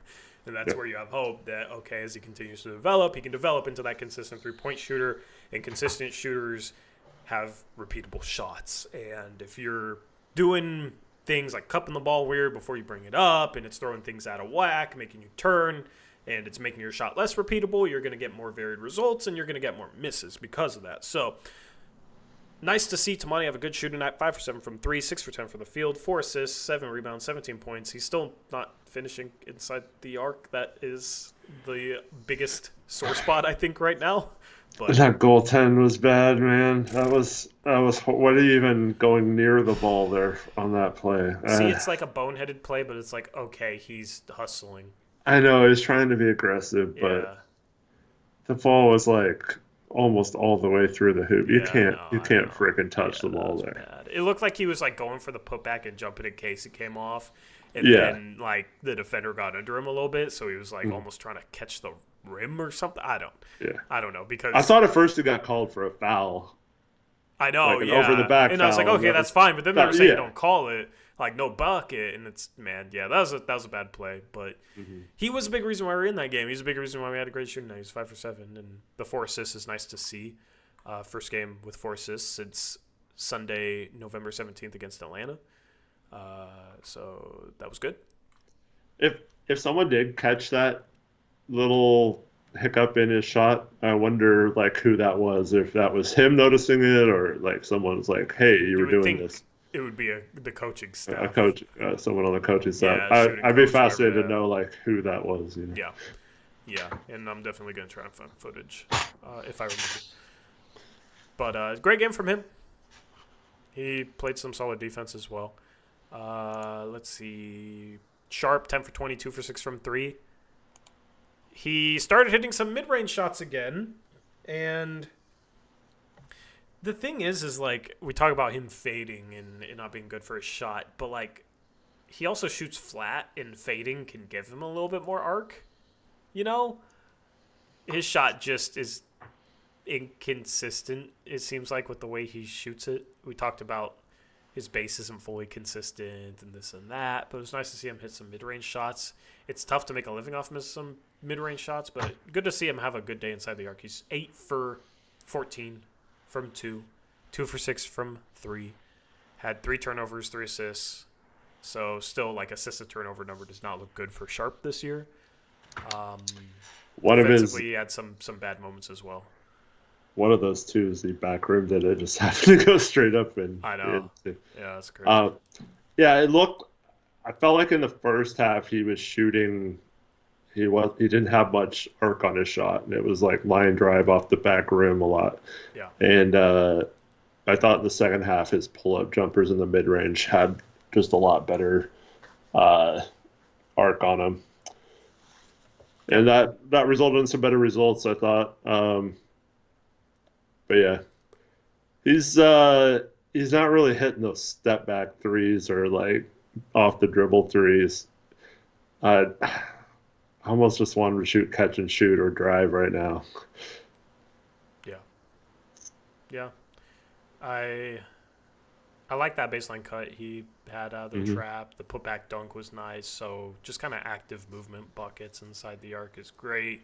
Still felt like there wasn't a ton of self-creation beyond some of the mid-range shots. Like, there wasn't a ton of self-creation where he got to the rim. But you'll take a 10 for 20 night, 22 points, efficient 22 points with his 37 minutes. And then Delano Banton was 4 for 8, 5 assists, 2 turnovers, 9 points.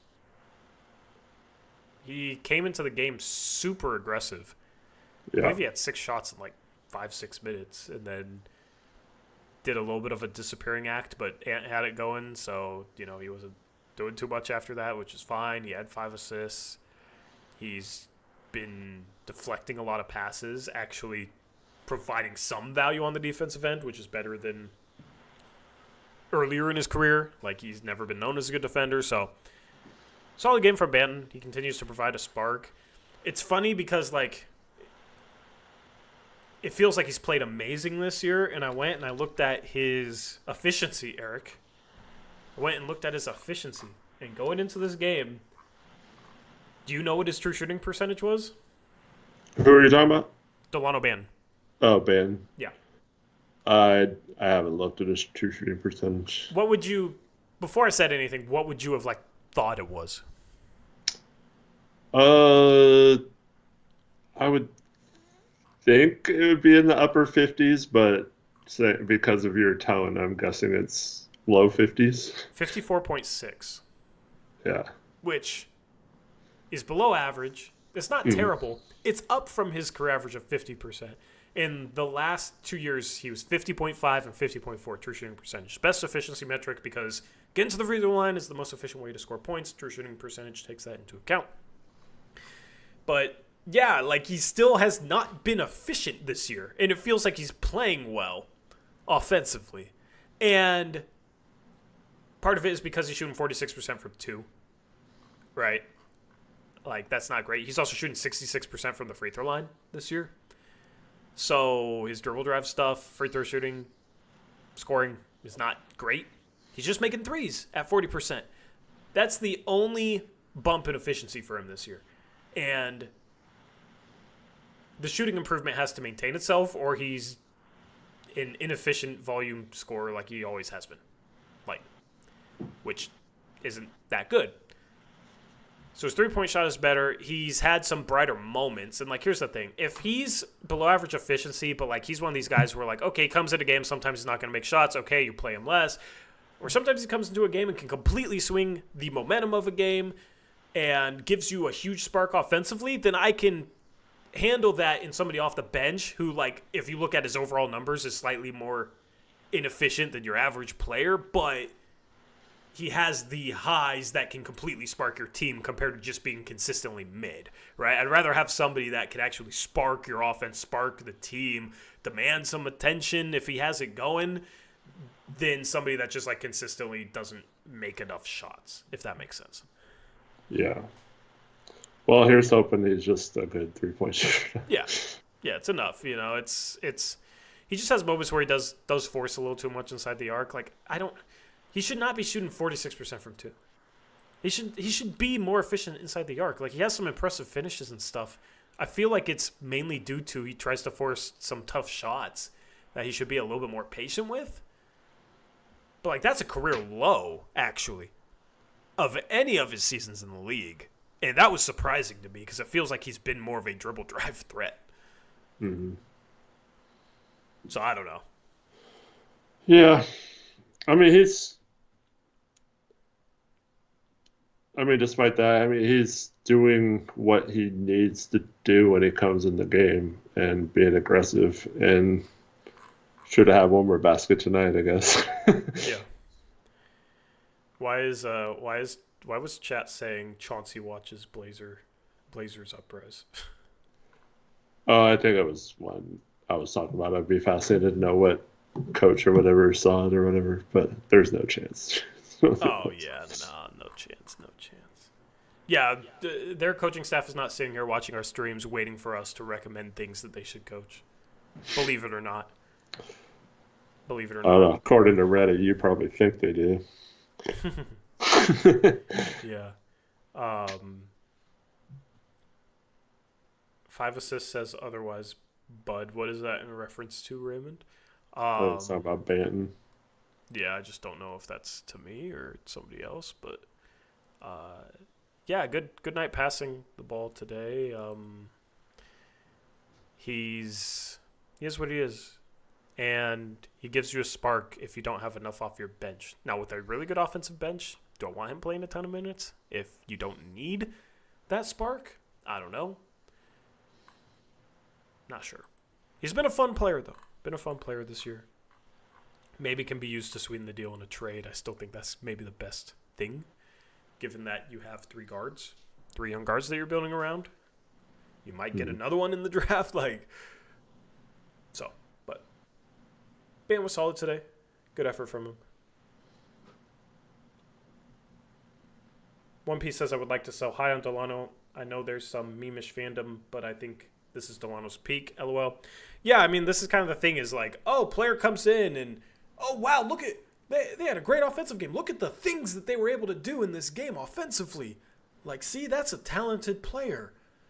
And after 10 games, people act like he's playing super well, and then you look at the efficiency, and they actually haven't been efficient, and they're not that great defensively, and this and that. And it just feels like that's kind of the path that we've gone down with Delano. Is he had that hot streak to start the year where his stats were insane on a per-minute basis, but it was a small sample, and it was okay, he's not going to maintain this. What actually is he? He's not quite this good. So, and just the fact that people were saying he's untouchable and acting like he's a major foundational piece of the core was just completely wild to me. And I'd rather just talk about, Banton's a good 8th, 9th man that can come in and give you a spark. And because he's an 8th or 9th man, if he's not having a good game, you don't have to rely on him. That is the perfect role for Delano Banton. But when he gets talked up about, when he gets talked up to the point where he seems like much more than that, that's when we start to rein it back a little bit. Yeah, for sure. Tiff says people said that. There is multiple people on Twitter talking about how he's untouchable, calling me an idiot for not thinking he's untouchable and this and that. So, yeah, there is definitely some cultish meme fandom about him for sure. Anyway, that is all of the players from today's game. Let's take a look at some NBA scores. Let's go around the NBA. The Magic beat the Nets 100-92. Franz Wagner continues to play some impressive basketball despite the 4 for 17 night. He gets to the line 14 times. That is stardom right there, getting to the free throw line. My guy Jalen Suggs continues to play some good defense as well as Orlando is 15-7. They've won, I don't know how many games in a row, but they've been playing really well without Paolo Banchero. They look like maybe the 3rd best team in the East behind Boston and Cleveland right now, which is cool to see. Brooklyn, 26 from Cam Johnson. It's going to be interesting to see if he gets traded. That is a guy that might have more trade value than Jeremy Grant right now if you're looking for a forward shooter. Dennis Schroeder, 20 points, 7 assists. Our guy Trendon still doing it over there in Brooklyn. Keon Johnson's still over there in Brooklyn too, so it's pretty funny. What do you deep side at? Desmond will not stop. He wants the Blazers to trade for Cam Johnson and Dorian Finney-Smith. I do not understand. Yeah, I don't really understand that either. The Grizzlies beat the Pacers 136-121. Jaren Jackson Jr. 25 for Memphis as they are 3rd place in the West, 14-7. They have bounced back from their injury-plagued season last year and looked good this season, despite still dealing with some injuries. For Indiana, 19 from Mathurin, 17 from Siakam, 16 from Obi Toppin. They have struggled this season, 9-12, tied for 8th in the East with Brooklyn. You got... Did they score 45 in the first quarter, too, and lost by 15? That's a very Pacers thing, man. They can get super hot and score a bunch of points, but they have not been as consistent offensively this year as they have been in previous seasons, or at least last season, when they were really good offensively. They need to figure it out defensively, though, so they can be more consistent because they're just completely reliant upon their offense. Cleveland in the battle for first place, Eric. I don't know if you paid attention to this game, but... Yeah. Great game today. You had first versus second place in the West. We'll take a look at that in a sec. But you had first versus second place in the East. Cleveland gets back on track. They lost back-to-back games against Atlanta. It's kind of like the Blazers beating Minnesota, right? Atlanta beat Cleveland twice in a row. But they bounced back. Donovan Mitchell, 35. Darius Garland, 22. Look at Peyton Pritchard. He's been playing great basketball. Westland product, 24 points, 7 rebounds, 3 assists for the Celtics, who fall to 16-4. Oh man, that's rough. Do you think Cleveland is the first seed this year, or do you think Boston will reclaim it? I think it'll be close. I don't know. I think Boston will probably end up being one, though. Yeah, that's kind of what my gut feeling says. I don't know how good Cleveland can. I don't know how Cleveland just 18-3 seems like slight overachievement. Like they're a good team, but 18-3 is wild. They didn't have Jaylen Brown in this one. I think someone else could set out as well. Yeah. I don't know who else sat out, but yeah, no Jaylen Brown. That's a big difference, and they were close on the road in Cleveland. So this is the presumed Eastern Conference Finals right now. I think these are clearly the two best teams in the East right now, but things can change. You got the Knicks. They would like to think they're the second best team in the East, but they've kind of struggled this year. But Mikal Bridges finally makes some threes. There's been a lot made about his shot and the weird hitch in it this year, but 7 for 12 from 3 from him today. They destroy the Pelicans 118-85. Pelicans are just super injury prone right now. When you're relying upon Brandon Boston Jr. for points, and DeJounte Murray has barely played this year, that's why they're 4-17 and last place in the West. The Knicks, 5th place in the East, 12-8. You got the Heat losing to the Raptors. The Raptors win 119-116. It helps having Scotty Barnes back, but RJ Barrett, have you seen his home versus road splits? I haven't seen the splits. I know, I thought he was playing well, but then I saw some people complaining about him. I was confused, so I looked at his game logs. Are really weird, though. I didn't notice that it was home and road. He is, and this is just what I've heard, he is much better at home. And then you look at this game, Toronto's playing at home. He has 37 and shoots 15 for 20. So he's a legitimate all-star at home. If he was playing like this on the road, he would probably make the all-star game because he's been great at home. Jakob Poeltl, 17 and 11. His trade candidacy this year is going to be interesting to watch. Scotty Barnes almost gets a triple-double, 1 assist off. And then the Heat, 9 and 9, but they're in 6th place in the East. This just feels like another year where they kind of hang around the play-in territory and then maybe make a playoff run. But I do think they're going to need an upgrade at the deadline if they want to make a run, given that Jimmy Butler is probably starting to decline. And then you got Houston beating OKC. Houston pulls within a half game of first in the West. Fred VanVleet today gets 14 free throw attempts. He scores 38 points with 3 assists. Turn back the clock night for Fred VanVleet. He outscores SGA. SGA had 31. Isaiah Hartenstein with a really good game. Almost gets a triple-double, 13 points, 20 boards, 7 assists. Doing Isaiah Hartenstein things there in OKC. Actually, I think that stat line might be wrong on Isaiah Hartenstein. Not sure. But that is the scores that I made graphics for. We also had the Lakers barely beat the Jazz. Did you see what happened in that game, Tori? I did not. What happened in that game? So the Jazz have the ball. Time is ticking down. There was 12 seconds or so left. They kind of pass around, dribble for a second. And then Colin Sexton drives to the hoop, scores a lay-in to take the lead, but Will Hardy had jumped onto the floor and called a timeout right as he started his drive, and Wow. the Jazz end up losing by 1. That's brutal. That's brutal, man. I'll have to watch that, but Or Will Hardy just great tank move. Yeah. Great tank move. Yeah, stats on the OKC graphic were on. 32 from SGA. Isaiah Hartenstein had 19 points, 13 boards, 4 assists. So good to see him back and playing well. 9 for 12 from the field for him. And Jalen Williams had 22, 7 assists, 5 boards. 7 for 21 from the field, though. Do you think Jalen Williams makes the All-Star game this year? Yeah. I think so, too. Especially if OKC's the 1 seed. Chet's been injured, so 1 seed tech usually gets 2 guys to make the game. SGA, Jalen Williams, those 2 guys for the Thunder. And then Also, Wemby had a 30-point triple-double. yeah, Wemby looked great today. The Spurs beat the Kings 127-125. Wemby 34 points, 14 boards, 11 assists, 3 blocks for him. He's starting to really play some good offensive basketball, man. He was kind of quiet to start the year, but he's starting to break out. This is his second 34-point game in 3 games, and his last 5 games he's averaging, as I eyeball it, probably 26, 27 a game. So he's playing really, really good basketball there in San Antonio, part of the reason why they have a winning record right now. Let's take a look at the NBA standings. Rockets in second half game back. You got Memphis in third. Golden State in fourth. Golden State has started losing. The Lakers have started losing.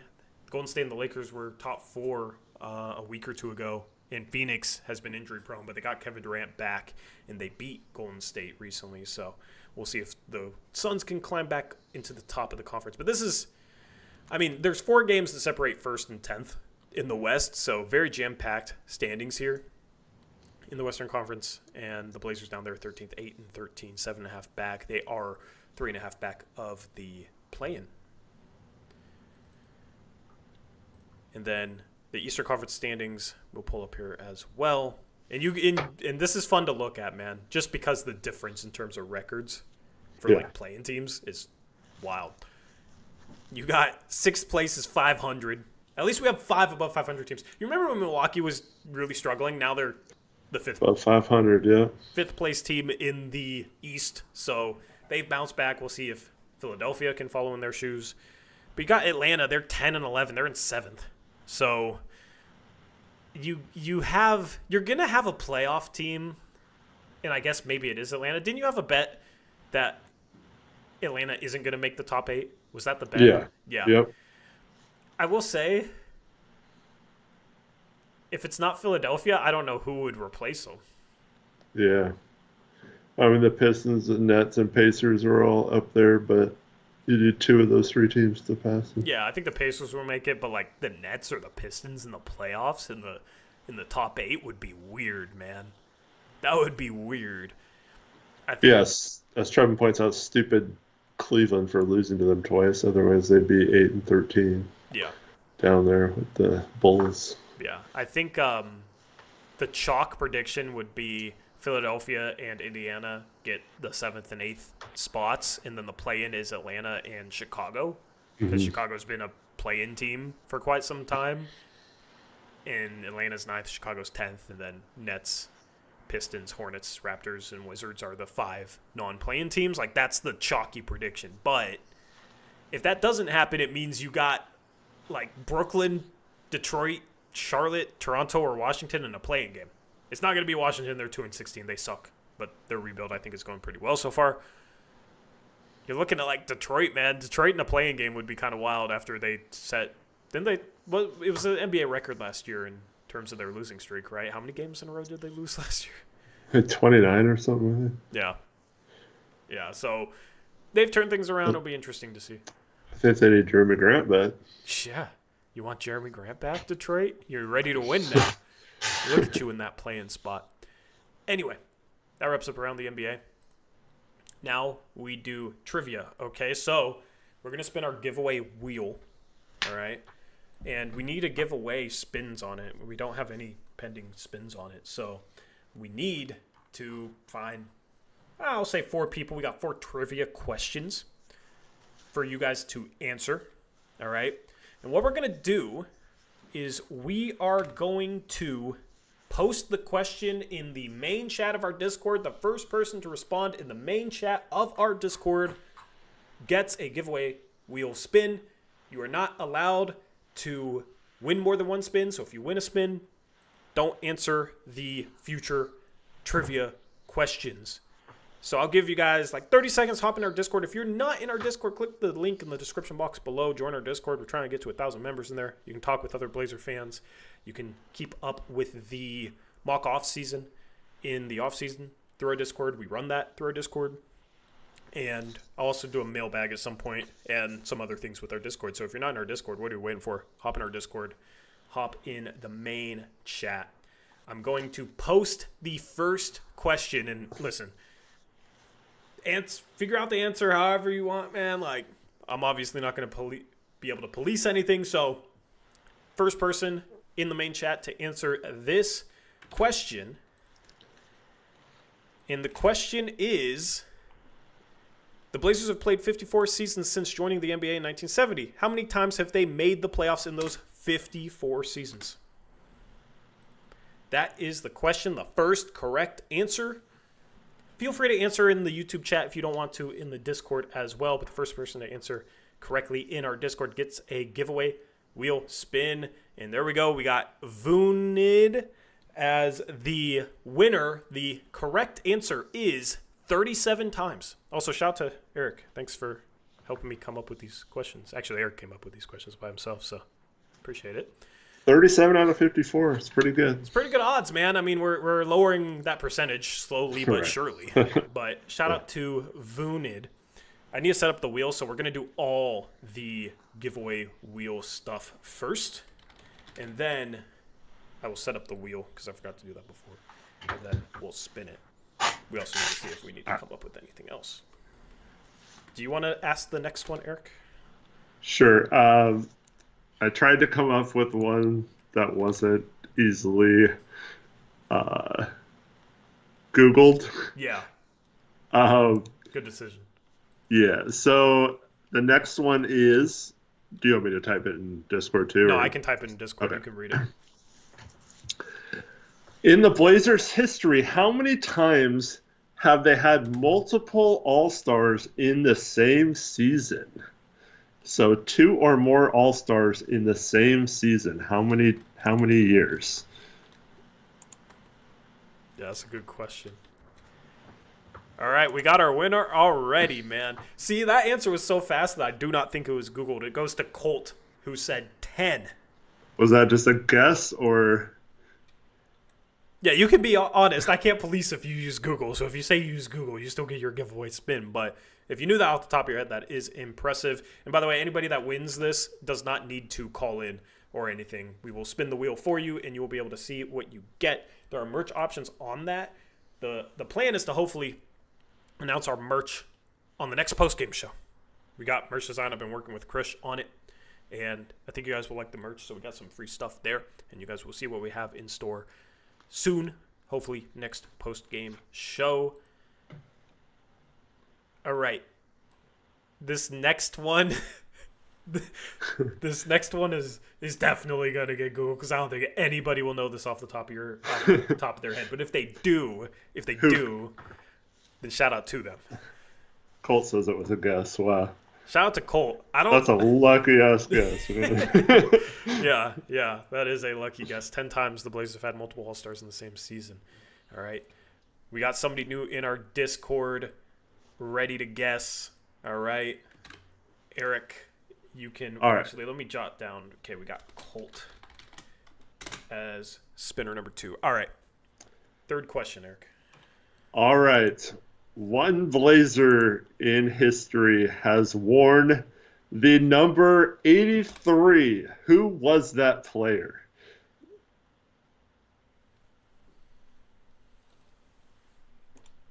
I would not have known this at all. Look how there's no answers. How fast can someone? There's no answers. Yeah. There we go. Tristan Klein got it. Yeah, Tristan. Maurice Lucas. Come on, Chapel. Yeah, Tristan with the Google for sure.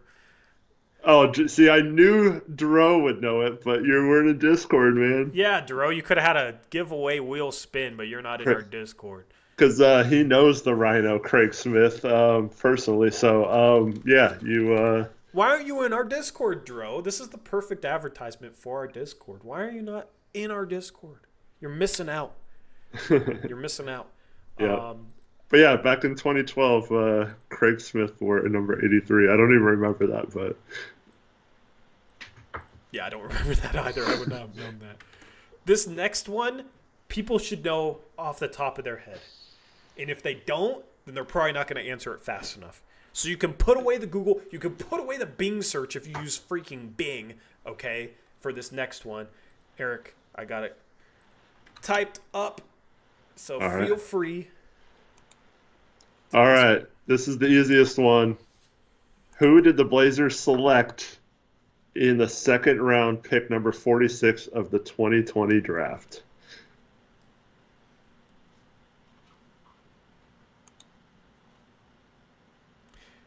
Alex Wolf wins it, which is great.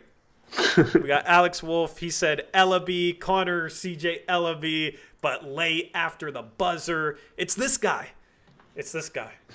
Got the signed CJ Ellaby card. Right? I could have answered it just by pulling up this card. The GOAT CJ Ellaby. So we got Tristan, and then we got Alex Wolf, who has donated random items to us in the past. So this is very fitting that he gets a spin on the giveaway wheel. Anyway, Eric, is there anything you think we should switch up on the giveaway wheel? Is there anything that you think we should introduce as a giveaway item? What say you? How about like not necessarily a call-in, but like their own 5-minute segment on a post-game show or something. So like a 5-minute guest segment? Yeah, something like that. I don't know. Yeah, no, that's a good one. That's a good one. Cause, if they want to.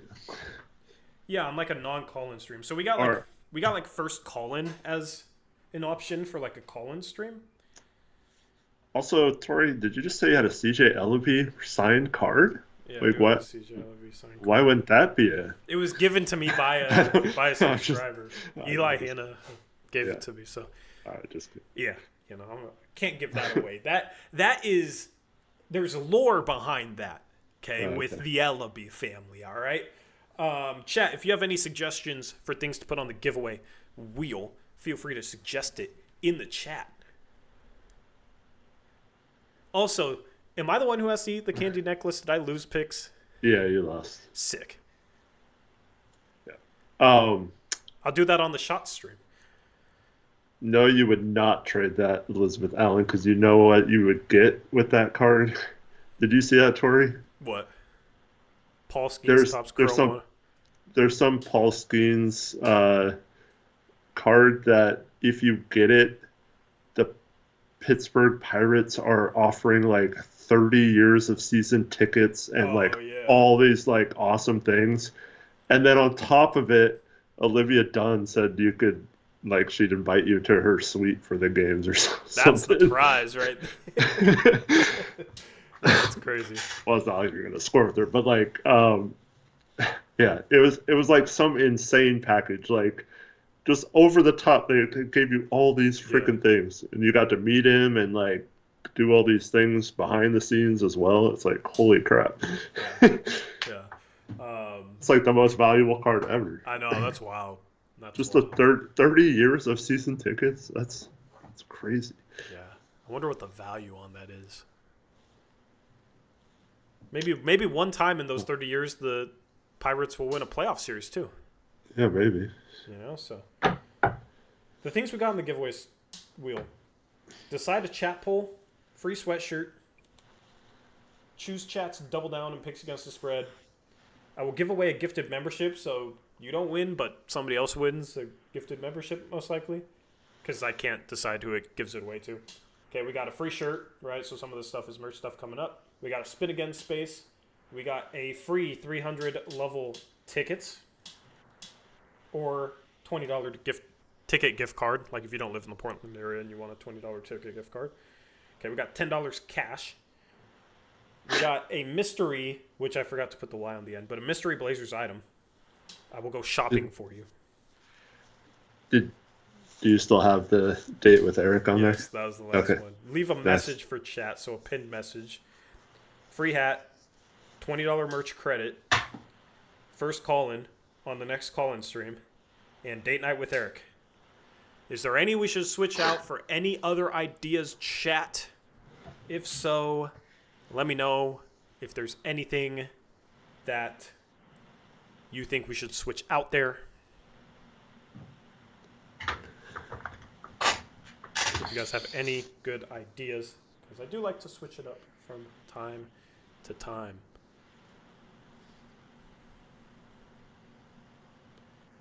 Tori and Eric picked the award. Yeah, we could have a question mark space where like me and you will come up with what the reward is after the fact. Depending on who the guy. Yeah, depending on who the guy is. I'm down to do that. What do I replace? Wow, third wheel with Tori and his girl on a date night. Wow, that's weird. Dude, my girlfriend would not go for that. She doesn't want to be seen on stream. Is Eric paying? Hell yeah, I'm paying. We're not going anywhere super fancy though. Banana eating contest on stream. How is that a giveaway prize for somebody else? Us having a banana eating contest on stream, and why would you want to see that? Sus, bro. That's sus. Also, yeah, you better not be a food snob if you All right, what should I replace? Let's. Oh, Eric never wanted to do it. What? Eat bananas? What are you talking about? Ooh, you know what we could do? We could do a custom merch item of our choosing. That would be that. That would be fun. we we do that body pillow of one of us. Like we could do something. Well, no, we should have two spaces. So we have free hat, free shirt, right? And then we have $20 merch credit. I think we just keep the $20 merch credit. We'll probably do some giveaways with merch like after the merch launch, right?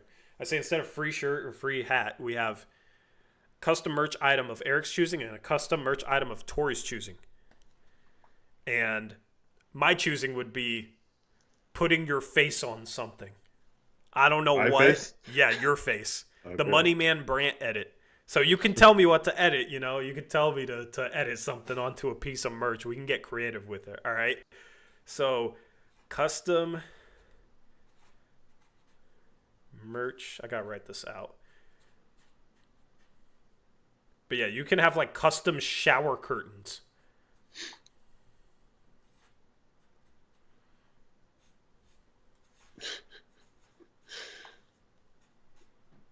Do you guys want Eric Brandt's face on your shower curtain? Wait, who wouldn't?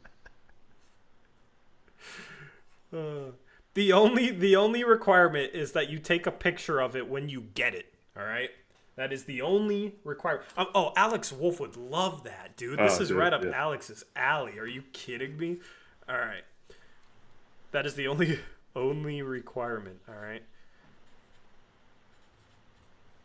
So these are gonna be post-it notes because I don't feel like erasing the actual. I, I don't blame you, Blazing Nugs, for that one. That's, yeah. I want to shower in peace. Are you joking? You don't want to look into Eric's eyes while you shower?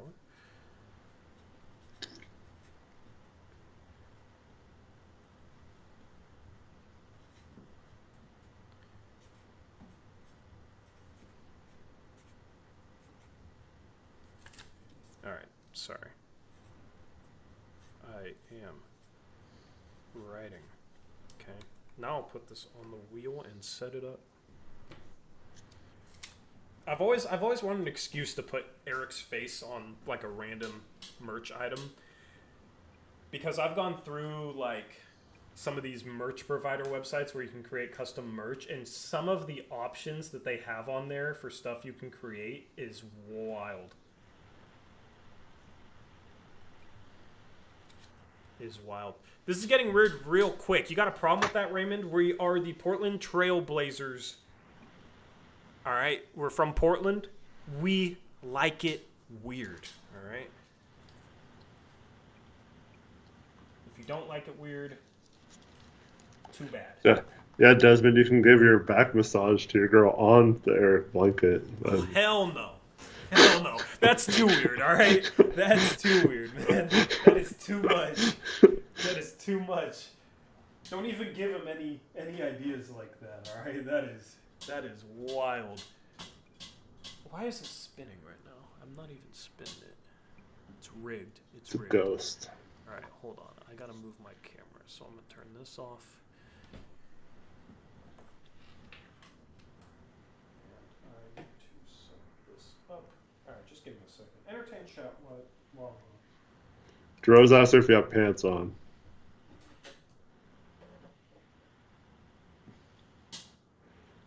Alex asks, is Coach still here the next season? I'm assuming you mean Billups. I don't know. I'd have a hard time seeing him being back next year, but never know.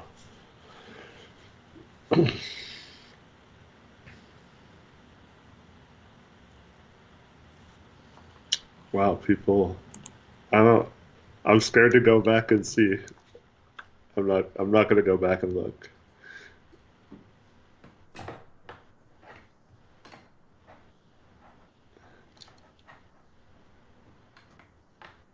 Tori said.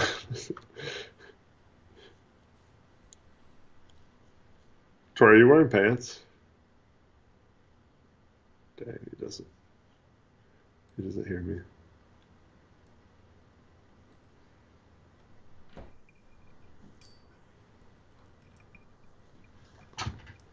Alrighty. Let me take down the headline. All right, there we go. We got the wheel. I will. And then, let's see here. So this needs to be zoomed into the top of it.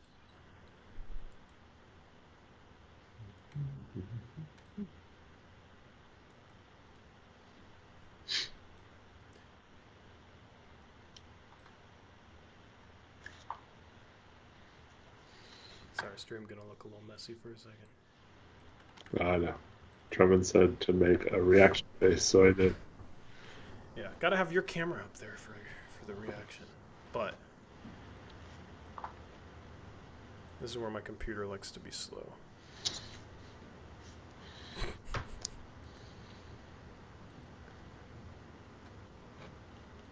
This is why I set it up before the stream, by the way, because setting it up during the stream is not the easiest to do. No, I could not laugh, Drew. Nothing's funny. Ain't nothing funny. Oh my goodness, let me crop this, please. Man. Oh well, y'all can see the top of the wheel. I wanted to get a zoomed in shot of the top of the wheel, but you guys can see the top of the wheel. Okay, the orange is custom merch items. Okay. The other post-it notes aren't color-coded or anything, but if there's a post-it note on the square, that's what goes.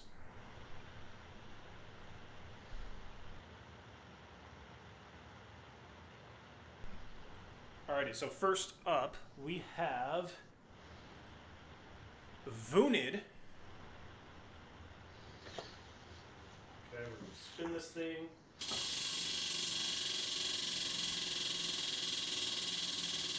That was a good spin. Wow. That was a really good spin. When do you think Wow. it'll end? That seems like crazy compared to your spins last time. I know. I don't know why this was such a good spin, man. I guess I won't spin it that hard. Oh, it's fine. It gets some drama going. Oh, it's spinning backwards. Why is it doing that? Oh, man. That was a weird spin. Hold on. Why was it doing that?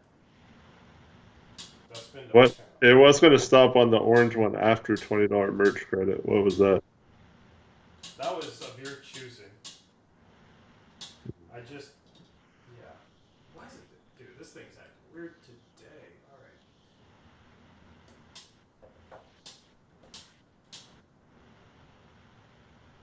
Yeah, hold on. Sorry, it's spinning. It's spinning on its own. Don't want it to do that.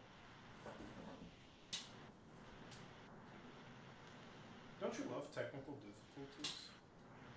At least we're an at-home production instead of some of the root sports stuff we had to deal with. Alright.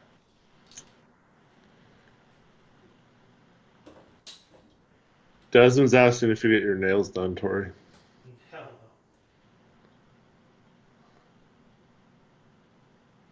no. No, just, people, if dudes want to get their nails done, I do not care. I don't understand why people care about, like, Jared McCain, Caleb Williams, that sort of stuff. Like, why would I care about another man's nails? I think that's, Yeah. like, what people do, it makes them happy. If that's what they want to do, that's what they want to do. But that is not for me, alright? I do not. Okay, now this is, like, not spinning at all.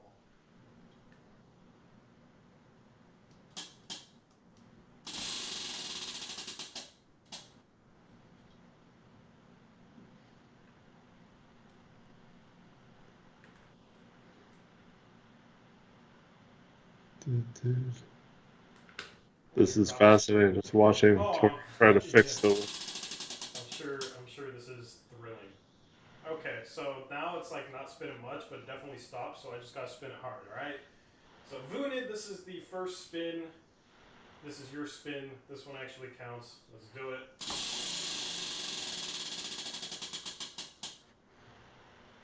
Alright, you get to choose chats, double down, and picks against the spread. Alright? So, if you don't know what picks against the spread is, I'll message you. You get to choose chats, double down. Alright, that's giveaway item number 1 for Vunid. Alright, now we got Colt.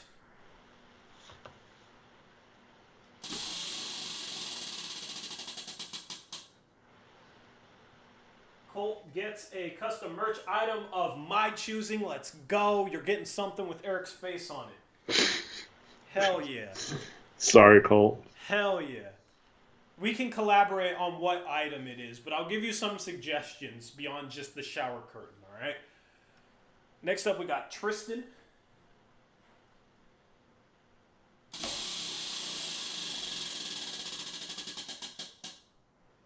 You get a Mystery Blazers item, so I gotta go shopping for you. All right? I'll come up with something. There's like a Blazers merch display at Fred Meyer that gave me the inspiration for that, so I'll go there. I'll pick something out for you. All right? And then we got Alex Wolf, who's definitely jealous of Colt right now. Getting something with your face on it. Alex Wolf, final giveaway wheel spin.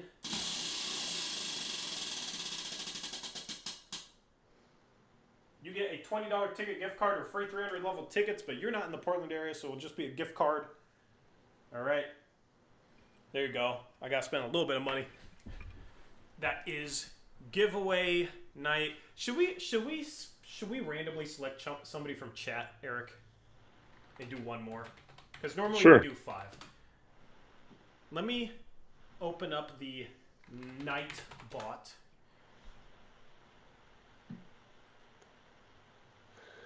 Nightbot can randomly pick someone. Yeah.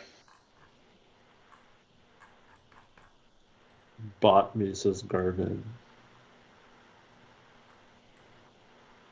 Yeah, it tells me like top chatters and everything, which is cool. But let me see. Where do I have to go? I can see chat logs for the past 7 days. The bot thing is pretty cool.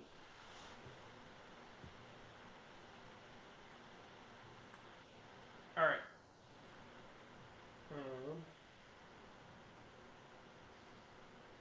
Send a message if you'd like to be included in the giveaway. It'll randomly select somebody that sends a message, so I'll give you 30 to 40 seconds to send a message in chat, and then the bot may pick you. All right, so leave a message in chat if you want a spin on the giveaway wheel. And then I will run the bot, which will randomly select one of you.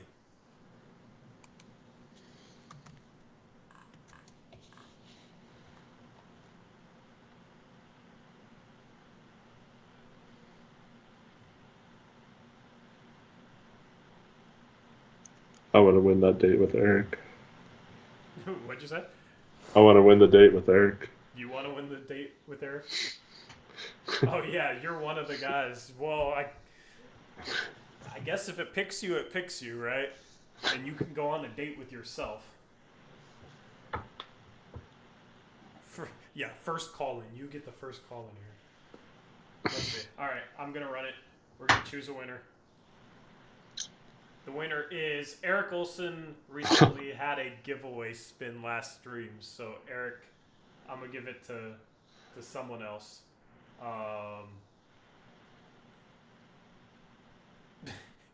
Eric Brandt. All right. No. Well, I'll spin one for you just to see what you would have gotten, but All right. Elizabeth Allen was also a recent roller, so if you have spun the giveaway wheel this season, we're re-rolling.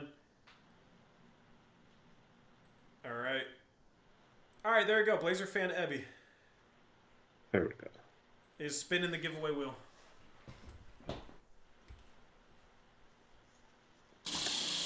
Dro, you know you could do that without winning a contest, right?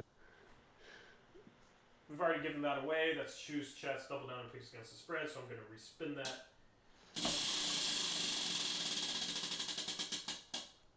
$20 merch credit. Nice. There you go. $20 merch credit when we drop merch. Congrats. Congratulations. Oh, yeah, and then I was going to spin for Eric. Eric, would you have gotten the date with yourself?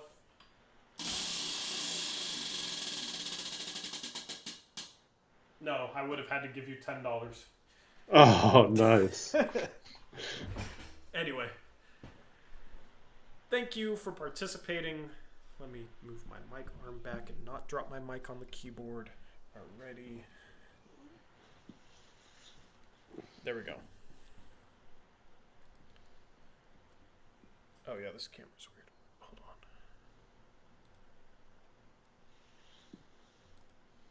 Nope. That one.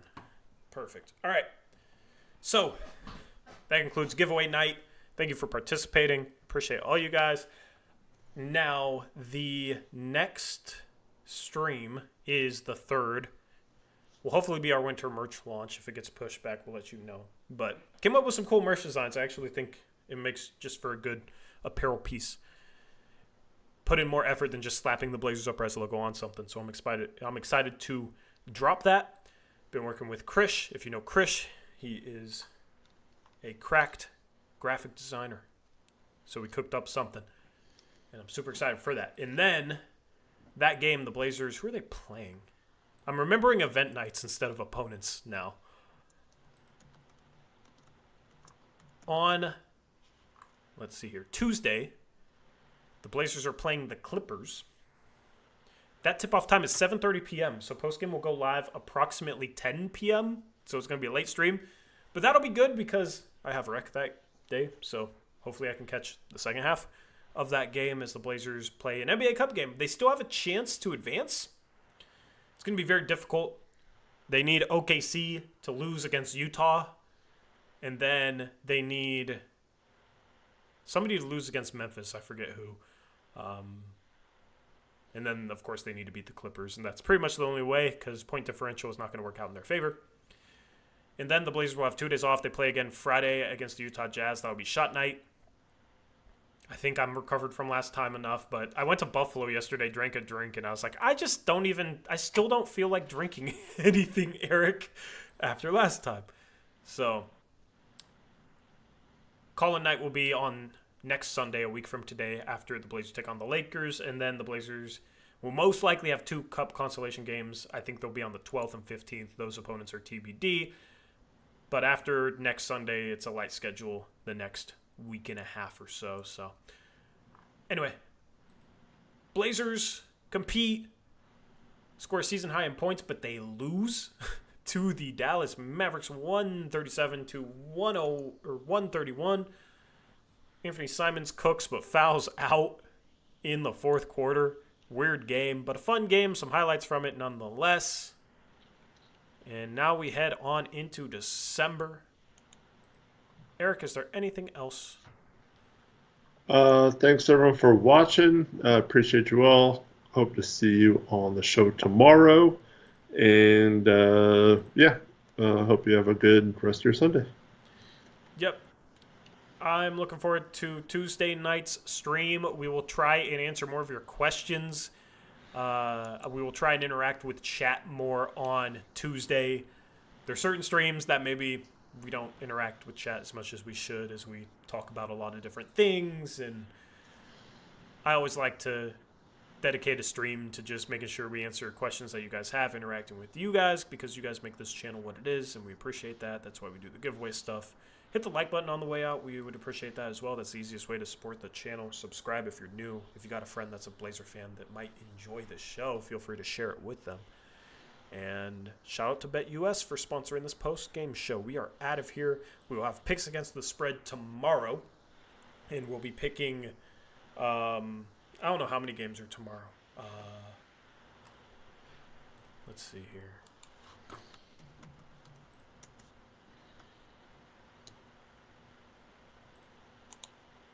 We got 4 games tomorrow. So a light picks against the spread day. That stream will probably go live around 4:15 p.m. Pacific time. The first game's at 4:40 tip-off Pacific time. So we'll go live 4:15, 4:20-ish.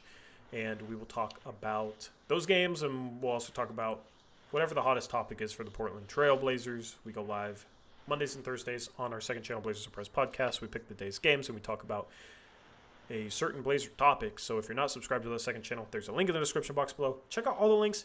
Make sure you join our Discord, because if you're not in our Discord, you're missing out. We're going to do a lot of fun stuff over the rest of the season in there, and some fun stuff during the off season as well. So if you've never had a Discord before, go create an account, join the Discord. Go read how Hugh Morris thinks in like a week and a half he's going to be owner of the Blazers. Yeah. And then he's going to sell the team to Israel or something like that. He is our number one advertiser for the Discord. We just advertise what he says in there, and people should want to read it. Anyway, like I said, check out the description. Thank you guys for watching the postgame show. The Blazers lose. They fall to 8-13 on the year. Hopefully they get some reinforcements. Scoot, Rob will, Klingon at some point this month. Excited for those guys to play again. And excited to stream tomorrow and then stream on Tuesday for whenever you catch us next. Until next time, as always, peace out. Go Blazers!